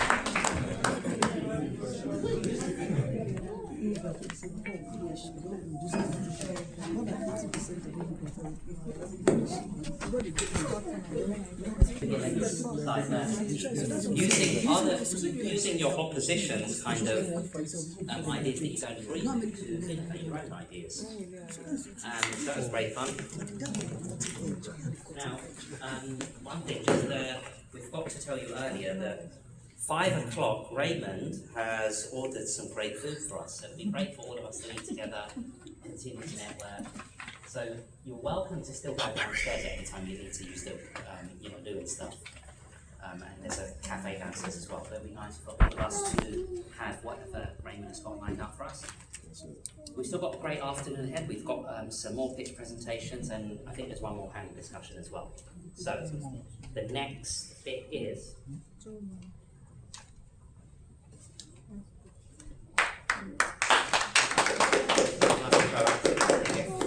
Hi everyone, good afternoon. Today, can you go to the intro slide? Sorry, thank you. I want to talk about overcoming the work experience challenge in the UK tech industry. Earlier on, when I tried to do the input, I talked about people migrating in the last 2 to 5 years. And currently there's a very big issue with actually getting work experience in the UK, especially for these migrants. We have cases of people not having UK experience, companies having one thing or the other to say to these people that are trying to apply for jobs, even when some of them are professionals from wherever they immigrated from. So my name is Omon, and today I'll be talking about how to overcome this challenge, as well as talking about Accendia. So I'm the co-founder of Accendia, and one of the things that we're trying to do is helping people get into the tech industry here in the UK, and we're doing this leveraging on mentorship, internship placements to cover the lack of UK work experience, as well as even full-time job placements. And we are currently working on an AI-powered career counseling tool specifically for immigrants. This AI tool would specifically help people that are immigrating into the UK with career mentorship, career guidance, also doing a personalized skills audit for them to be able to leverage on the transferable skills, qualifications, and experiences that they are bringing into the UK's job market. So, there are certain challenges and opportunities. One major challenge will be the lack of local experience, like I said earlier. A lot of people will try to get jobs, and even after you've got into the interview, someone will say, we picked someone that had specific UK work experience, or someone that currently works within our team. Another challenge will be limited professional networks. A couple of people have come here today to talk about networking, and most immigrants have struggle mentality. Someone has already told you from back home that this is the only thing you can do. So people have limited themselves to those things that they've been told. The third thing will be employers' biases. So some people came in as international students, some people came to the UK to cover the health and care sector, and they would require sponsorship to remain in the UK. And there are a lot of employers that would not be able to do that, either due to financial constraints or because maybe they just don't want to. I'll go over to opportunities. UK companies actually need global perspective. I thought this was a lie until I actually got into the tech space here in the UK myself. Even though a lot of companies are scrapping DEI or whatever, there are still companies that are leveraging on that. Even the very big companies are trying to see how they can patch onto this bad press to see how they can get in more foreign skilled workers to come fill certain job roles in their companies. So there is an opportunity there. Another one would be employers value problem solving. If you come from Nigeria, for example, you know that automatically by default you're a problem solver.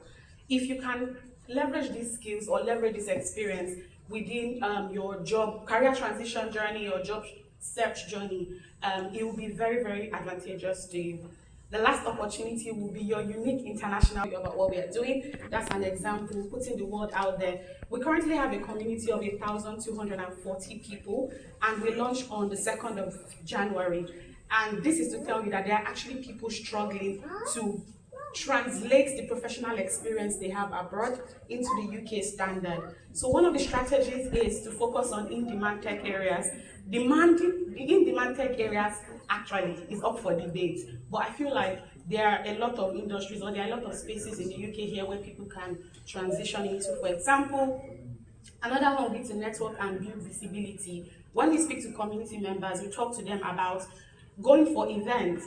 Nikki talked about Eventbrite, and someone else, I think earlier, talked about Eventbrite. That's one of the things that we tell people to do. Go to these events, meet people, and see what you can learn from them that you can use to translate into your CV, your cover letter, and in the long run, leverage on these networking opportunities to either get a job or at least get your foot in the door. Another thing is aligning CVs with the UK market. Very recently, I had to do a skills audit myself, and I was very, very surprised at the standard of the CV that some people were submitting, or the standard of the cover letter. And one of the things that we do within our community is to bring in HR professionals. In the last 3 months, we brought in professionals from Bloomberg, HSBC, Deutsche Bank, and the likes, to teach community members what they will be looking out for in a CV or a cover letter. And lastly, mindset shift. When I started the conversation, I talked about how most immigrants have struggle mentality. We have people within our community that have transitioned straight from being domiciliary care workers into project managers and the likes. And we usually bring these people to come and speak to other immigrants that have thought that maybe they might just do this one for the next 5 years. It's very important that we shift the mindset of people to know that there's an actual gap in the UK job market and they can fill it if they want to. Thank you.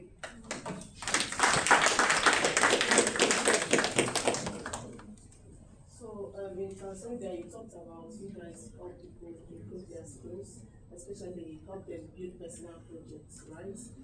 Now, the truth is that most companies that hire you, there's difference between personal projects and industry projects. They're very different. Your personal project is a personal project. The way you build your personal project, you don't build projects in a team, you just build it for yourself. Now, what do you guys do to close that gap so that if I am coming to help me, transition, get a job in the UK market, how will you close that gap so that I will have that? So if I go for interview, my interviewer will not know that. Just as Okay, so I know I did say personal projects, but also one of the things I said we did was, or we do, is to leverage on internship opportunities. So in the last 3 months, we've onboarded 12 corporate partners that are actively providing internship slots for community members. So outside of the personal projects you are doing, you actually have an internship. If you're a project manager, you're working on real life projects within that organization, and you're adding this to your CV, your portfolio, and building upon that. Any other question? Oh, amazing. Thank you.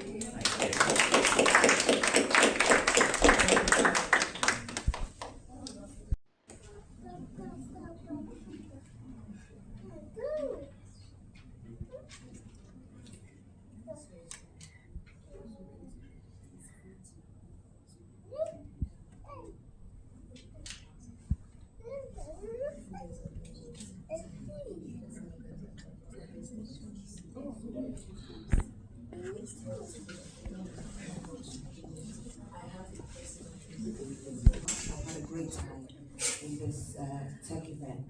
In this section, we will be having a very impactful and interesting topic. We'll be digging into different growth hacking and digital marketing strategies for startups. And the first speaker we have is Aisosa Omere. Give him a round of applause, please. He's the CEO and co-founder of AfriLearn. We also have Emeka Ebeniro. Forgive my pronunciation. He's the founder of Trillion Digital. He's a growth marketer and AI specialist. Please give him a round of applause. Thank you. And we have Mr. Oluwapo Gabriel. A round of applause. He's the founder and CEO of Pavolera and Pitch. You're welcome. And lastly, we have Mr. Oluwabumi Balogun. A round of applause. Thank you. He's a growth and marketing leader.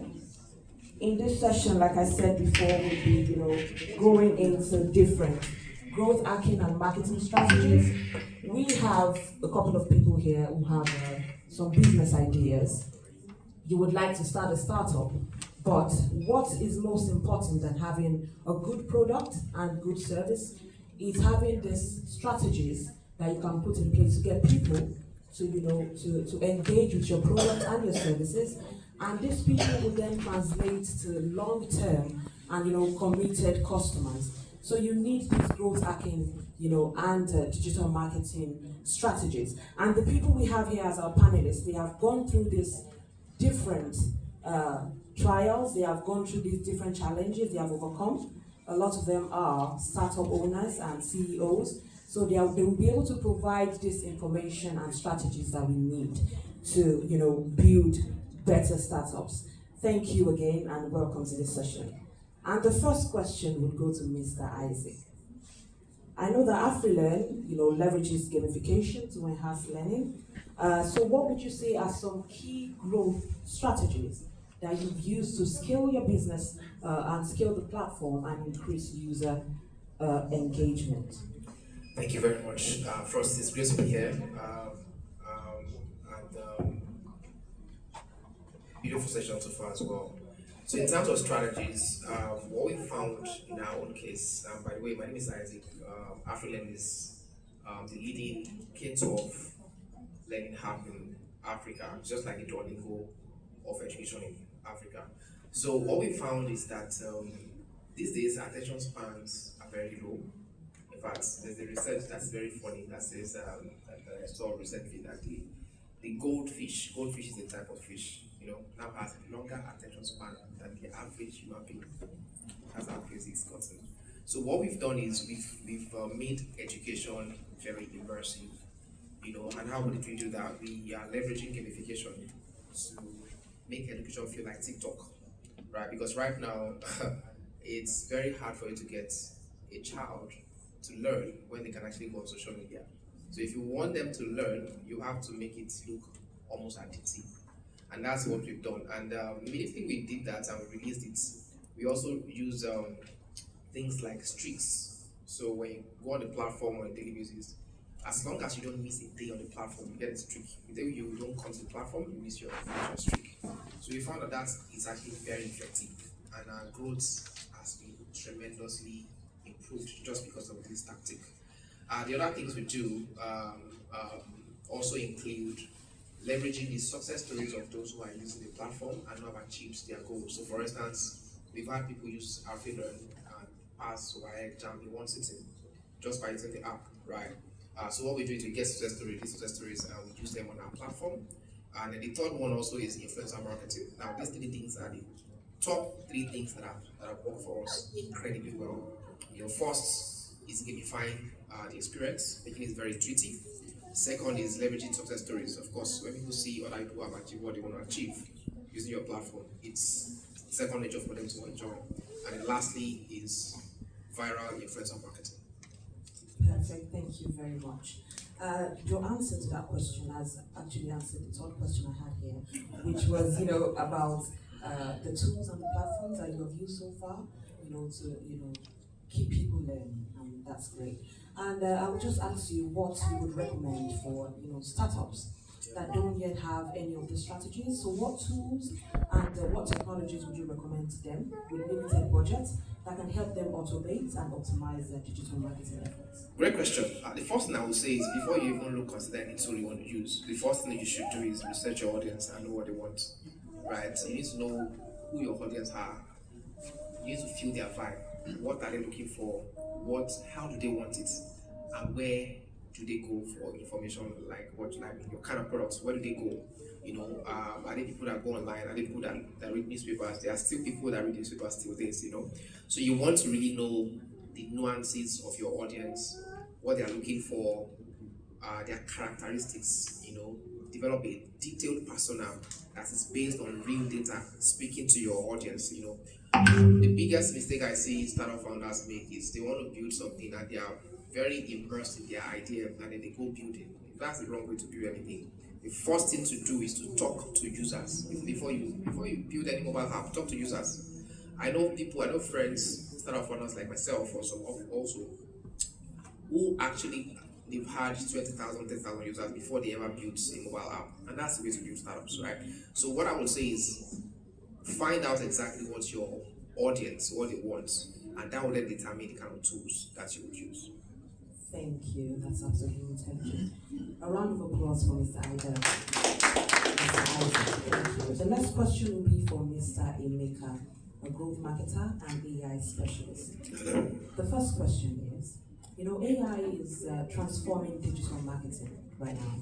So what are the top AI-driven growth hacking strategies that startups should be using today? Great question. By the way, I love his baritone voice, I told you. It's a great question. For me, I think it's leveraging AI, automation, and agents. I don't know if I have my phone there. Thank you. Can you help me with my phone? Let me just show you an example.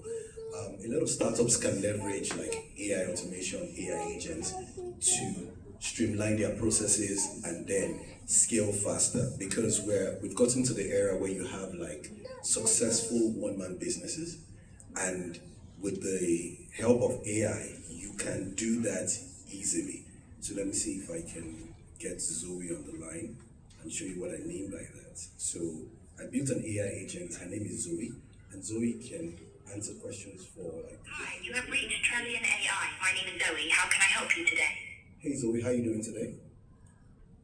Hey there. I'm doing great. Thanks for asking. about you? Anything on your mind regarding AI voice agents today? Yes, I run an edtech platform where I teach people about getting into tech like cybersecurity and project management. How do you think I can apply AI voice agents for my business? That's a fantastic idea to explore. AI voice agents can be a game changer for your edtech platform. They can handle student inquiries 24/7, provide instant answers to common questions, and even guide... Zoe, are you still there? Absolutely, I'm here. Just thinking about how AI could really enhance your platform. What specific challenges are you facing with student interactions right now? Just quickly, like onboarding, how can I get more people to know about my platform and how can I easily integrate them into the platform? That's all. Onboarding can be tricky, but AI voice agents can help by providing personalized onboarding experiences. They can guide new users through the platform, answer questions in real time, and even offer recommendations based on user preferences. For getting more people to know about your platform, AI can assist with targeted marketing campaigns and follow-ups. How does that sound? That sounds great. Thank you, Zoe. So this is just a small demo of what businesses can do. If you run an edtech platform, if you're a consultant, you're building something, this is how you can easily apply AI into your business. So your team doesn't have to answer all the questions. You can build an agent for your business that would handle questions around what product do you offer, how can it help me, the regular FAQs and things like that.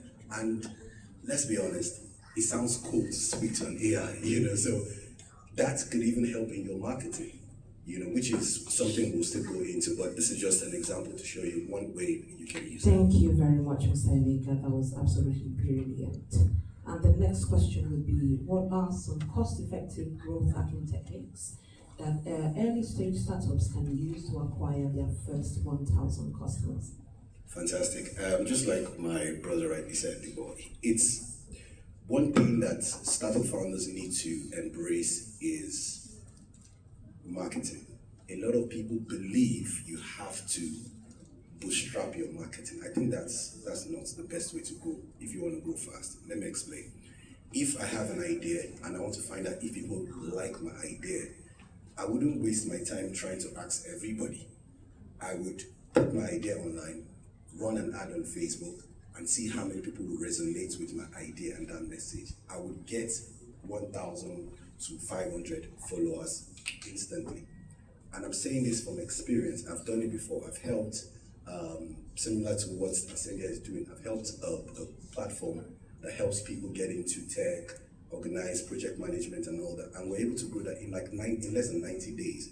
We're able to grow the platform to about 1,000 loyal people on the platform to keep engaging, coming for workshops, masterclasses and all. And in 90 days, we're able to monetize the platform. Why? We leverage growth hacking techniques, running ads, targeting the right people, putting the right message in front of them, and getting them along the journey. So what I would advise any startup founder is, one, have your landing page or your website where your product is, where you share about your product. Two, create a video or series of videos that talk about the pain points of what and your value prop of your product, and then drive traffic to your landing page. And on your landing page, put a waiting list there. So once people see your ad, they go to your landing page, they understand what your product is all about or what you intend to build, and you get their details. By the time you do that, in about a month or less, you would have gotten a database of what, 10 to 20,000 people. And the moment you're launching your product, you already have 10 to 20,000 people that are interested. So that's my contribution. Fantastic, thank you very much. Although this question is not really on the list, but it's possible to have 20,000 followers, right? But when it comes to monetizing the application, whatever it is, those people will not translate to customers that would pay. So when a startup is facing such a challenge, whereby they have huge following, they have people who have, seen their ideas and think it's brilliant, but are finding it difficult to begin to, spend on, whatever application it is. How would you advise such a startup owner? What would you advise them to do to be able to, break that barrier? Great question. it's followers. It's not the same thing as building a waiting list. Those are two different things. And by the way, I'm sorry to bust any startup founder, but a lot of them buy followers. That's the truth. So to look good, have that social proof, look really nice, they go to some growth hacker that give them followers, or they buy an existing account, they change something. No. If that's why you're building a waiting list. So it's the same way a lot of the platforms we used to do, that's how they grew, and they grew fast. Notion, a lot of these guys build through community. So if I'm building something that I believe would help someone here, I would shoot a video, talk about my product, make you understand what my product is all about, and tell you, do you think this would help you? You would put your details, and I would let you know, we're going to launch this product at this time, and this is the range. Another thing you can do with building a waiting list and having like a souvenir or a survey is, you can find out how much people are willing to pay for that solution. And that's one area a lot of startup founders don't do. They don't do enough research. So I would rather, in my own case, build a database of 20,000 people that are interested, get them to fill a survey, have an idea of how much they are willing to pay for that solution, and understand what the pain points are, because I'm a marketer, and use that pain points to do communication to target other people, because I just got free insights, R&D, I just got free research and development. Use them to develop my product and then launch it to other people, because if 20,000 people are willing to join my waiting list, at least 10% or even 1% of them will be willing to pay if the price is right. Fantastic, thank you. So it is important to focus on organic growth rather than, quick, get rich quick schemes. Thank you very much for that. Next question will be to Mr. Gabriel, the CEO of Pavalera. So Pavalera focuses on empowering indigenous communities through digital innovations. So what are some unique growth challenges and opportunities in that particular space? Thank you very much. My name is Uloma Okenyi. When I came into the United Kingdom in 2022, I was lost, no family, just one friend, right? One friend rather. So, getting all these informations were kind of challenging, right? And coupled with the fact that you want to, study, you want to do all these things, you have people getting, on your neck from back home and all of that. Then after my studies, I moved down to Portsmouth and I saw the numbers of opportunities over there, right? So indigenous communities face a lot of challenges, right? And there are different solutions that have been built for them. However, when I came in, I saw some other form of opportunities that are into the healthcare space, right? Many of us will come into the United Kingdom. If you are maybe Nigerians in UK platform, you see many people talking about the issues of NHS, trying to understand how, when you are going through malaria and you are telling them you are going through malaria, they say, go back and take paracetamol, right? There are no digital tools to kind of leverage some of the opportunities in this place. And that's why we are building things to support people in that area.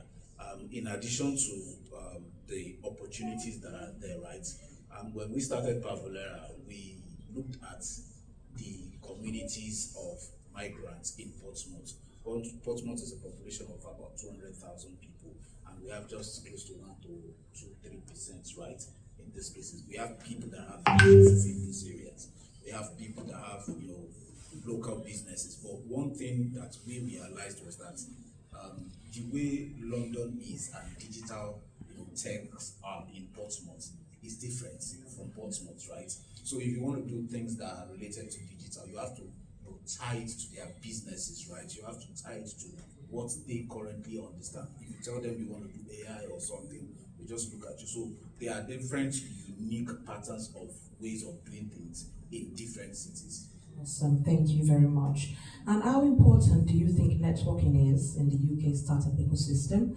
And what are those practical ways that we can use to connect with the right people? Networking is actually one of the biggest things that has helped us. When I tell people that we'll just clock 1 year by May, people don't believe, right? With networking, so when I wanted to start Pavulera, right? So Portsmouth Tech came out of Pavulera, all right? So I went to some of my friends from the faith community, and I told them my idea, and they were like, "You're crazy. What do you want to do in Portsmouth? Portsmouth is a village." I was like, "Oh, Portsmouth is a village." I think there are some people that came to the events that are here last year, and I said, "Okay, I like that challenge. Portsmouth is a village, but we are going to digitize it, right?" And when we started, I actually used the local knowledge from Nigeria, right? So sometimes you have to use the, how will I call it now, the methods that are unconventional, right? There are some certain people. So for instance, we have the first black female counselor in Portsmouth, who happens to be a Nigerian, right? There are ways by which you can reach out to those people. Yes, they might seem big on the outside, but there are strategic ways whereby you can reach out to them. So I went to her, "Mommy, I want to do this." I want to, that's a good thing, we'll support you. And then I looked at the whole of Portsmouth. Who are the people that have the power, right? Migrant community has power here, all right? So I reached out to Portsmouth Bangladesh Business Association. I reached out to the charities. Please do not play with charities, do not play with CICs. They have the contact, they have the network to take you to the next level. And I reached out to them.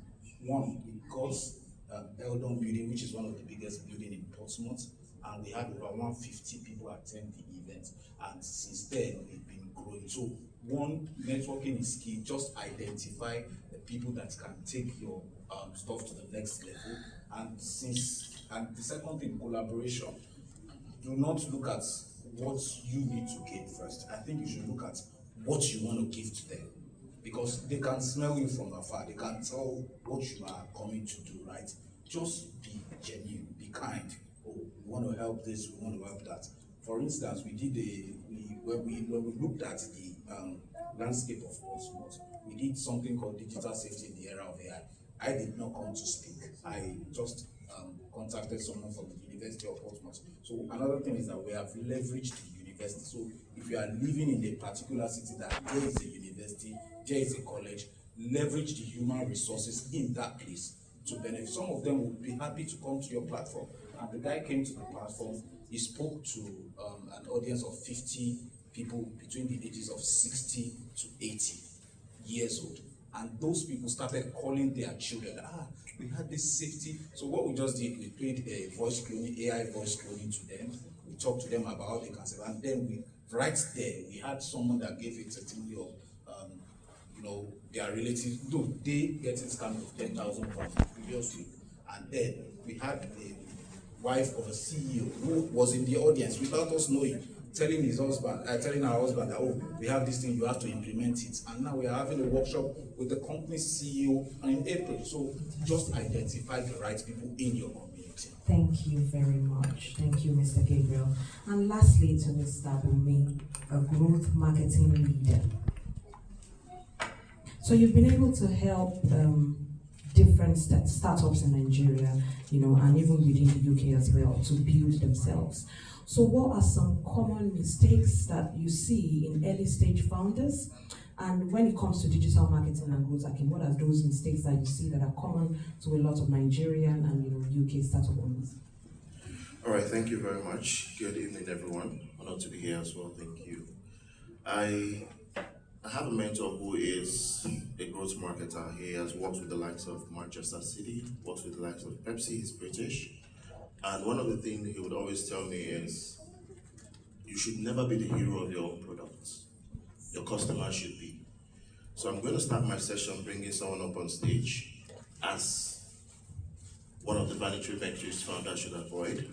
And this is someone who joined. So I have my 9 to 5 here in the UK, but I'm part of the guys co-building Ascendia, which my co-founder had talked about earlier. We started in January. We're less than 3 months. As we speak, we're over 1,200 people in the community. And this, I don't know if I want to call numbers, but we're also raking in revenue. And I mean 5 figures in less than 3 months. Now, there are certain metrics we put together from day one. that was very important for us, and one of them was our customers being the hero of our success story. He talked about the importance of success story in your product. Founders overlook the importance of these things from day one. You want to be able to be sure that whoever you're building for has a success to tell about your platform. The person I want to bring up joined our platform in February, has been in the UK for I think about 2 years, no job. But today she's starting a job in April with the civil service in the UK in less than 3 months. Please come up, Laura. Just give a few seconds why you were at Ascendia, or why you joined the platform, and what you think about the platform. Thank you, everyone. Thank you, Louis. He's my mentor, actually. So when I came into the UK in 2022, I did my master's. After uni, I had the certification. So I was like, what next? What do? I did a boot camp in digital marketing as well. I have the certification we're talking about. After the certification, was it easy? You know, I was stopped trying to get that job, but it wasn't working. Just to summarize everything, then I stumbled into Ascendia. So it's not really about just learning courses or creating CV. I saw the power of mentorship. Being able to leverage on internship as well. Networking, that's why I'm even here. I've met so many people, even on LinkedIn. I have that courage to actually, connect to people.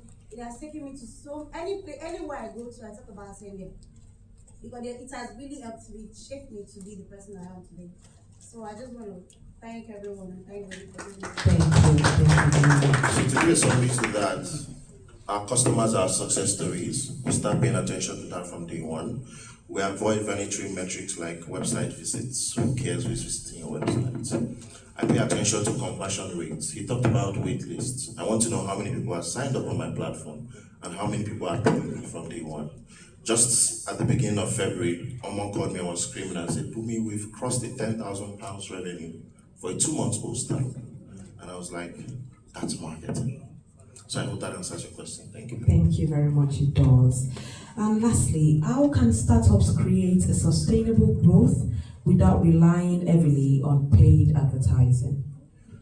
I hate paid advertising. I'm a marketer, but I'm sorry, I'll say that. I hate paid advertising. I hate to spend money to grow products. I also hate influencers.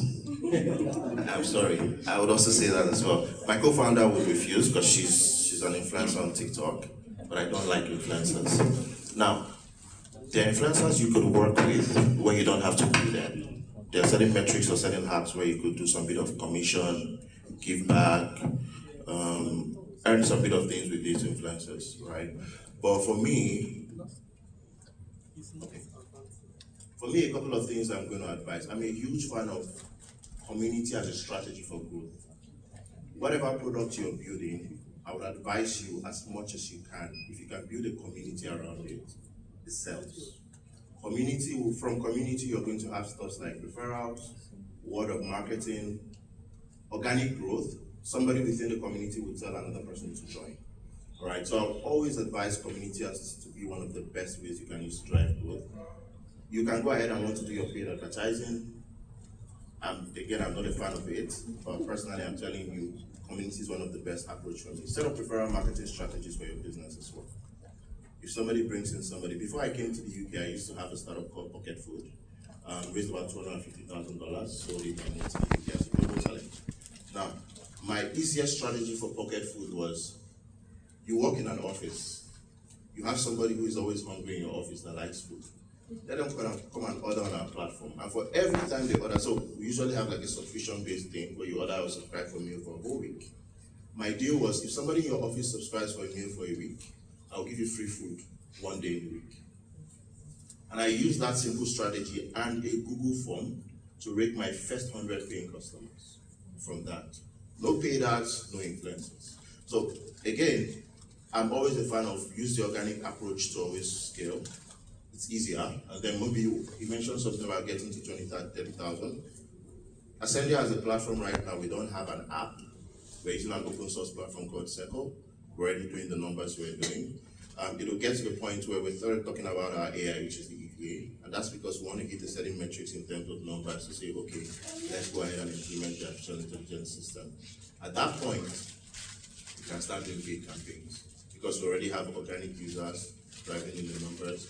we're already getting our success stories, we're already getting our partners, then I don't mind spending money on campaigns. But yes, I think that would be my summary, and I hope that answers. Thank you very much. You spoke about building a community around your product. How do you do that? Go outside of the house and meet people. This is a community, right? I'm a sucker of getting up and doing things immediately. Networking events. If I wanted to build something now, I can speak to at least 5-10 people here in this room and bring them into what I'm building. That's already a community. My church is a community. Wherever you're staying, for those of us staying in London or out of London, there are Africans within your location. That's a community. Facebook, you can create groups, you can create communities. WhatsApp, you can create communities. There was a time in my life I was pretty broke. Very, very broke. I'm still broke now, but I was very broke. And I knew I had a skill on marketing. What I did was I posted on my WhatsApp status and I said, I want to train 10 people on how to become good marketers in 3 days. I know it's phishing email or cybersecurity guys. It's not good to use those type of words, but I had to do it. And I said, 5,000 naira. I wanted only 10 people because I was looking for a quick 50K to solve my problem. My WhatsApp community had about 30 people sign up. And that was how I was able to solve my problem. Simple WhatsApp. And that was because it necessarily was not from people within my WhatsApp that joined, but more of people taking screenshots telling their friend, oh, one guy is teaching somebody for just 5,000 naira. But I needed the volume, not the price itself. So think of strategies, your WhatsApp, your church, mocks, locations, events, networking is powerful. This week alone, I've been at 2 powerful networking events. One was organized by UK Innovate. So Ascendia is, again, another powerful metric. So less than 3 months, we're currently backed by Innovate UK in just 2 months when we got into the market. I was at an event on Thursday by Innovate UK, and from that event, I was telling my co-founder, I said, people were looking for skilled people to come and work for them. You know, when somebody comes up and like, oh please, if there's any lawyer in the house, I want to employ a lawyer, come and work for me. It was happening at that event. So go for this type of networking events. You meet opportunities, partnership events, job opportunities for yourself as a career person, and even as a business person, you'll meet people that are pretty solid to be able to build with you. Thank you very much, Mr. Oluwabomi. Do we have any questions for our panelists? Yes, I was going to ask what platform holds your community. You mentioned Resplendent, yeah. You mentioned WhatsApp and yeah. So right now, you guys have a website. I mean, like I said, what gives you the what's the word again? Do you understand what I'm saying? Yes. What community holds what platform holds your community? Yeah, so I have a website with very shitty WordPress. I built that last year. Very, very terrible. The text and the content even on the WordPress, I've not touched it in the last 4 months. But our platform is hosted on Circle. Yes, so we pay on Circle. Circle.so, I think that's what it's called. So that's where we're in our platform. Thank you. Next question. Isaac, sorry. Go ahead. Isaac, you said something about okay, what's the boundary? Now you talked about you having people on the platform, and if you miss the platform for 1 day, you're going to pay, but you're going to miss something. Yeah. So how do you put what's the boundary to not get people addicted, like get young people addicted to the platform? Brilliant question, actually. So the boundary is about the goal. So what's the goal they want to achieve? We want to drive improved learning outcomes, for our learners. That's the goal, right? So as long as they're able to achieve that goal, of course, that's the boundary. So it shouldn't be such that, okay, they are, people, today people actually spend as much as 10 hours on social media, right? That's a no boundary, medium. But with AfriLearn, what we want to do is we want to make you love learning enough to actually achieve your goal. That's the boundary. What's the target audience? Our target audience are African students, primary and secondary school. K-12 education, that's primary and secondary school students across Africa. Thank you. The next question, please. Hi, Mr. Uloma Okenyi. So you mentioned something about you creating an app, Pocket Money. And you said you sold it. So my question is very simple. What would you say to someone or a team that is building a startup with the aim of selling? That's number one. And I always believe that a team or someone always building a startup to sell, they always have this idea that they need to have, like, you mentioned community as well. So they need to have like a standard active community before they can pitch their idea or what they've already built to potential investors or potential buyers. So what would you say to like lazy founders that have this very creative idea, but they are in like their early stage, maybe the first year or second year, but their end goal is just to sell the platform? All right. Just yesterday, I'm going to put Oman on the spot. Yesterday, Oman sent me a message. I hope this is not recorded. Why? Another debate.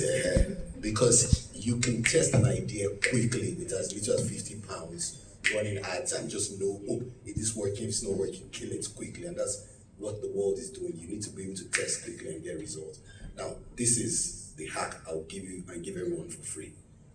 I have been opportune to do some cold email, if you know what cold emailing is. You go to a website, you scrape the emails of top people in your industry. So if you want to get a job, now this is me giving you free source. You go and scrape the emails of recruiters in your industry, and you send them email and say, hi, my name is your name. I see that you work in this organization, and if you are looking for XYZ person, or you are looking for XYZ person, I have this years of experience. Is it okay if I send you my CV? If you send 50 people that email, at least one or two will say yes. The truth is, you only need one yes. You get one yes, you send that. Guess what has happened? No matter how many easy apply you apply, it can't be compared to you getting the direct email of a recruiter and the recruiter saying, send me your CV. You will be top of mind. Now that same strategy works if you are building a startup.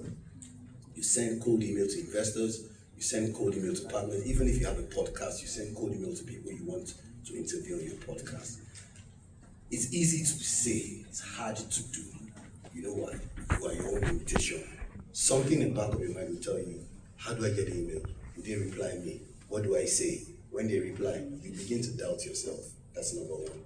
Number two, if you are building and you don't I say this, ABP, not ABC, always be pitching. You're looking for a job, you're building a startup, always be pitching. Tell everybody that is around you, this is what I do, this is what I do, this is what I do.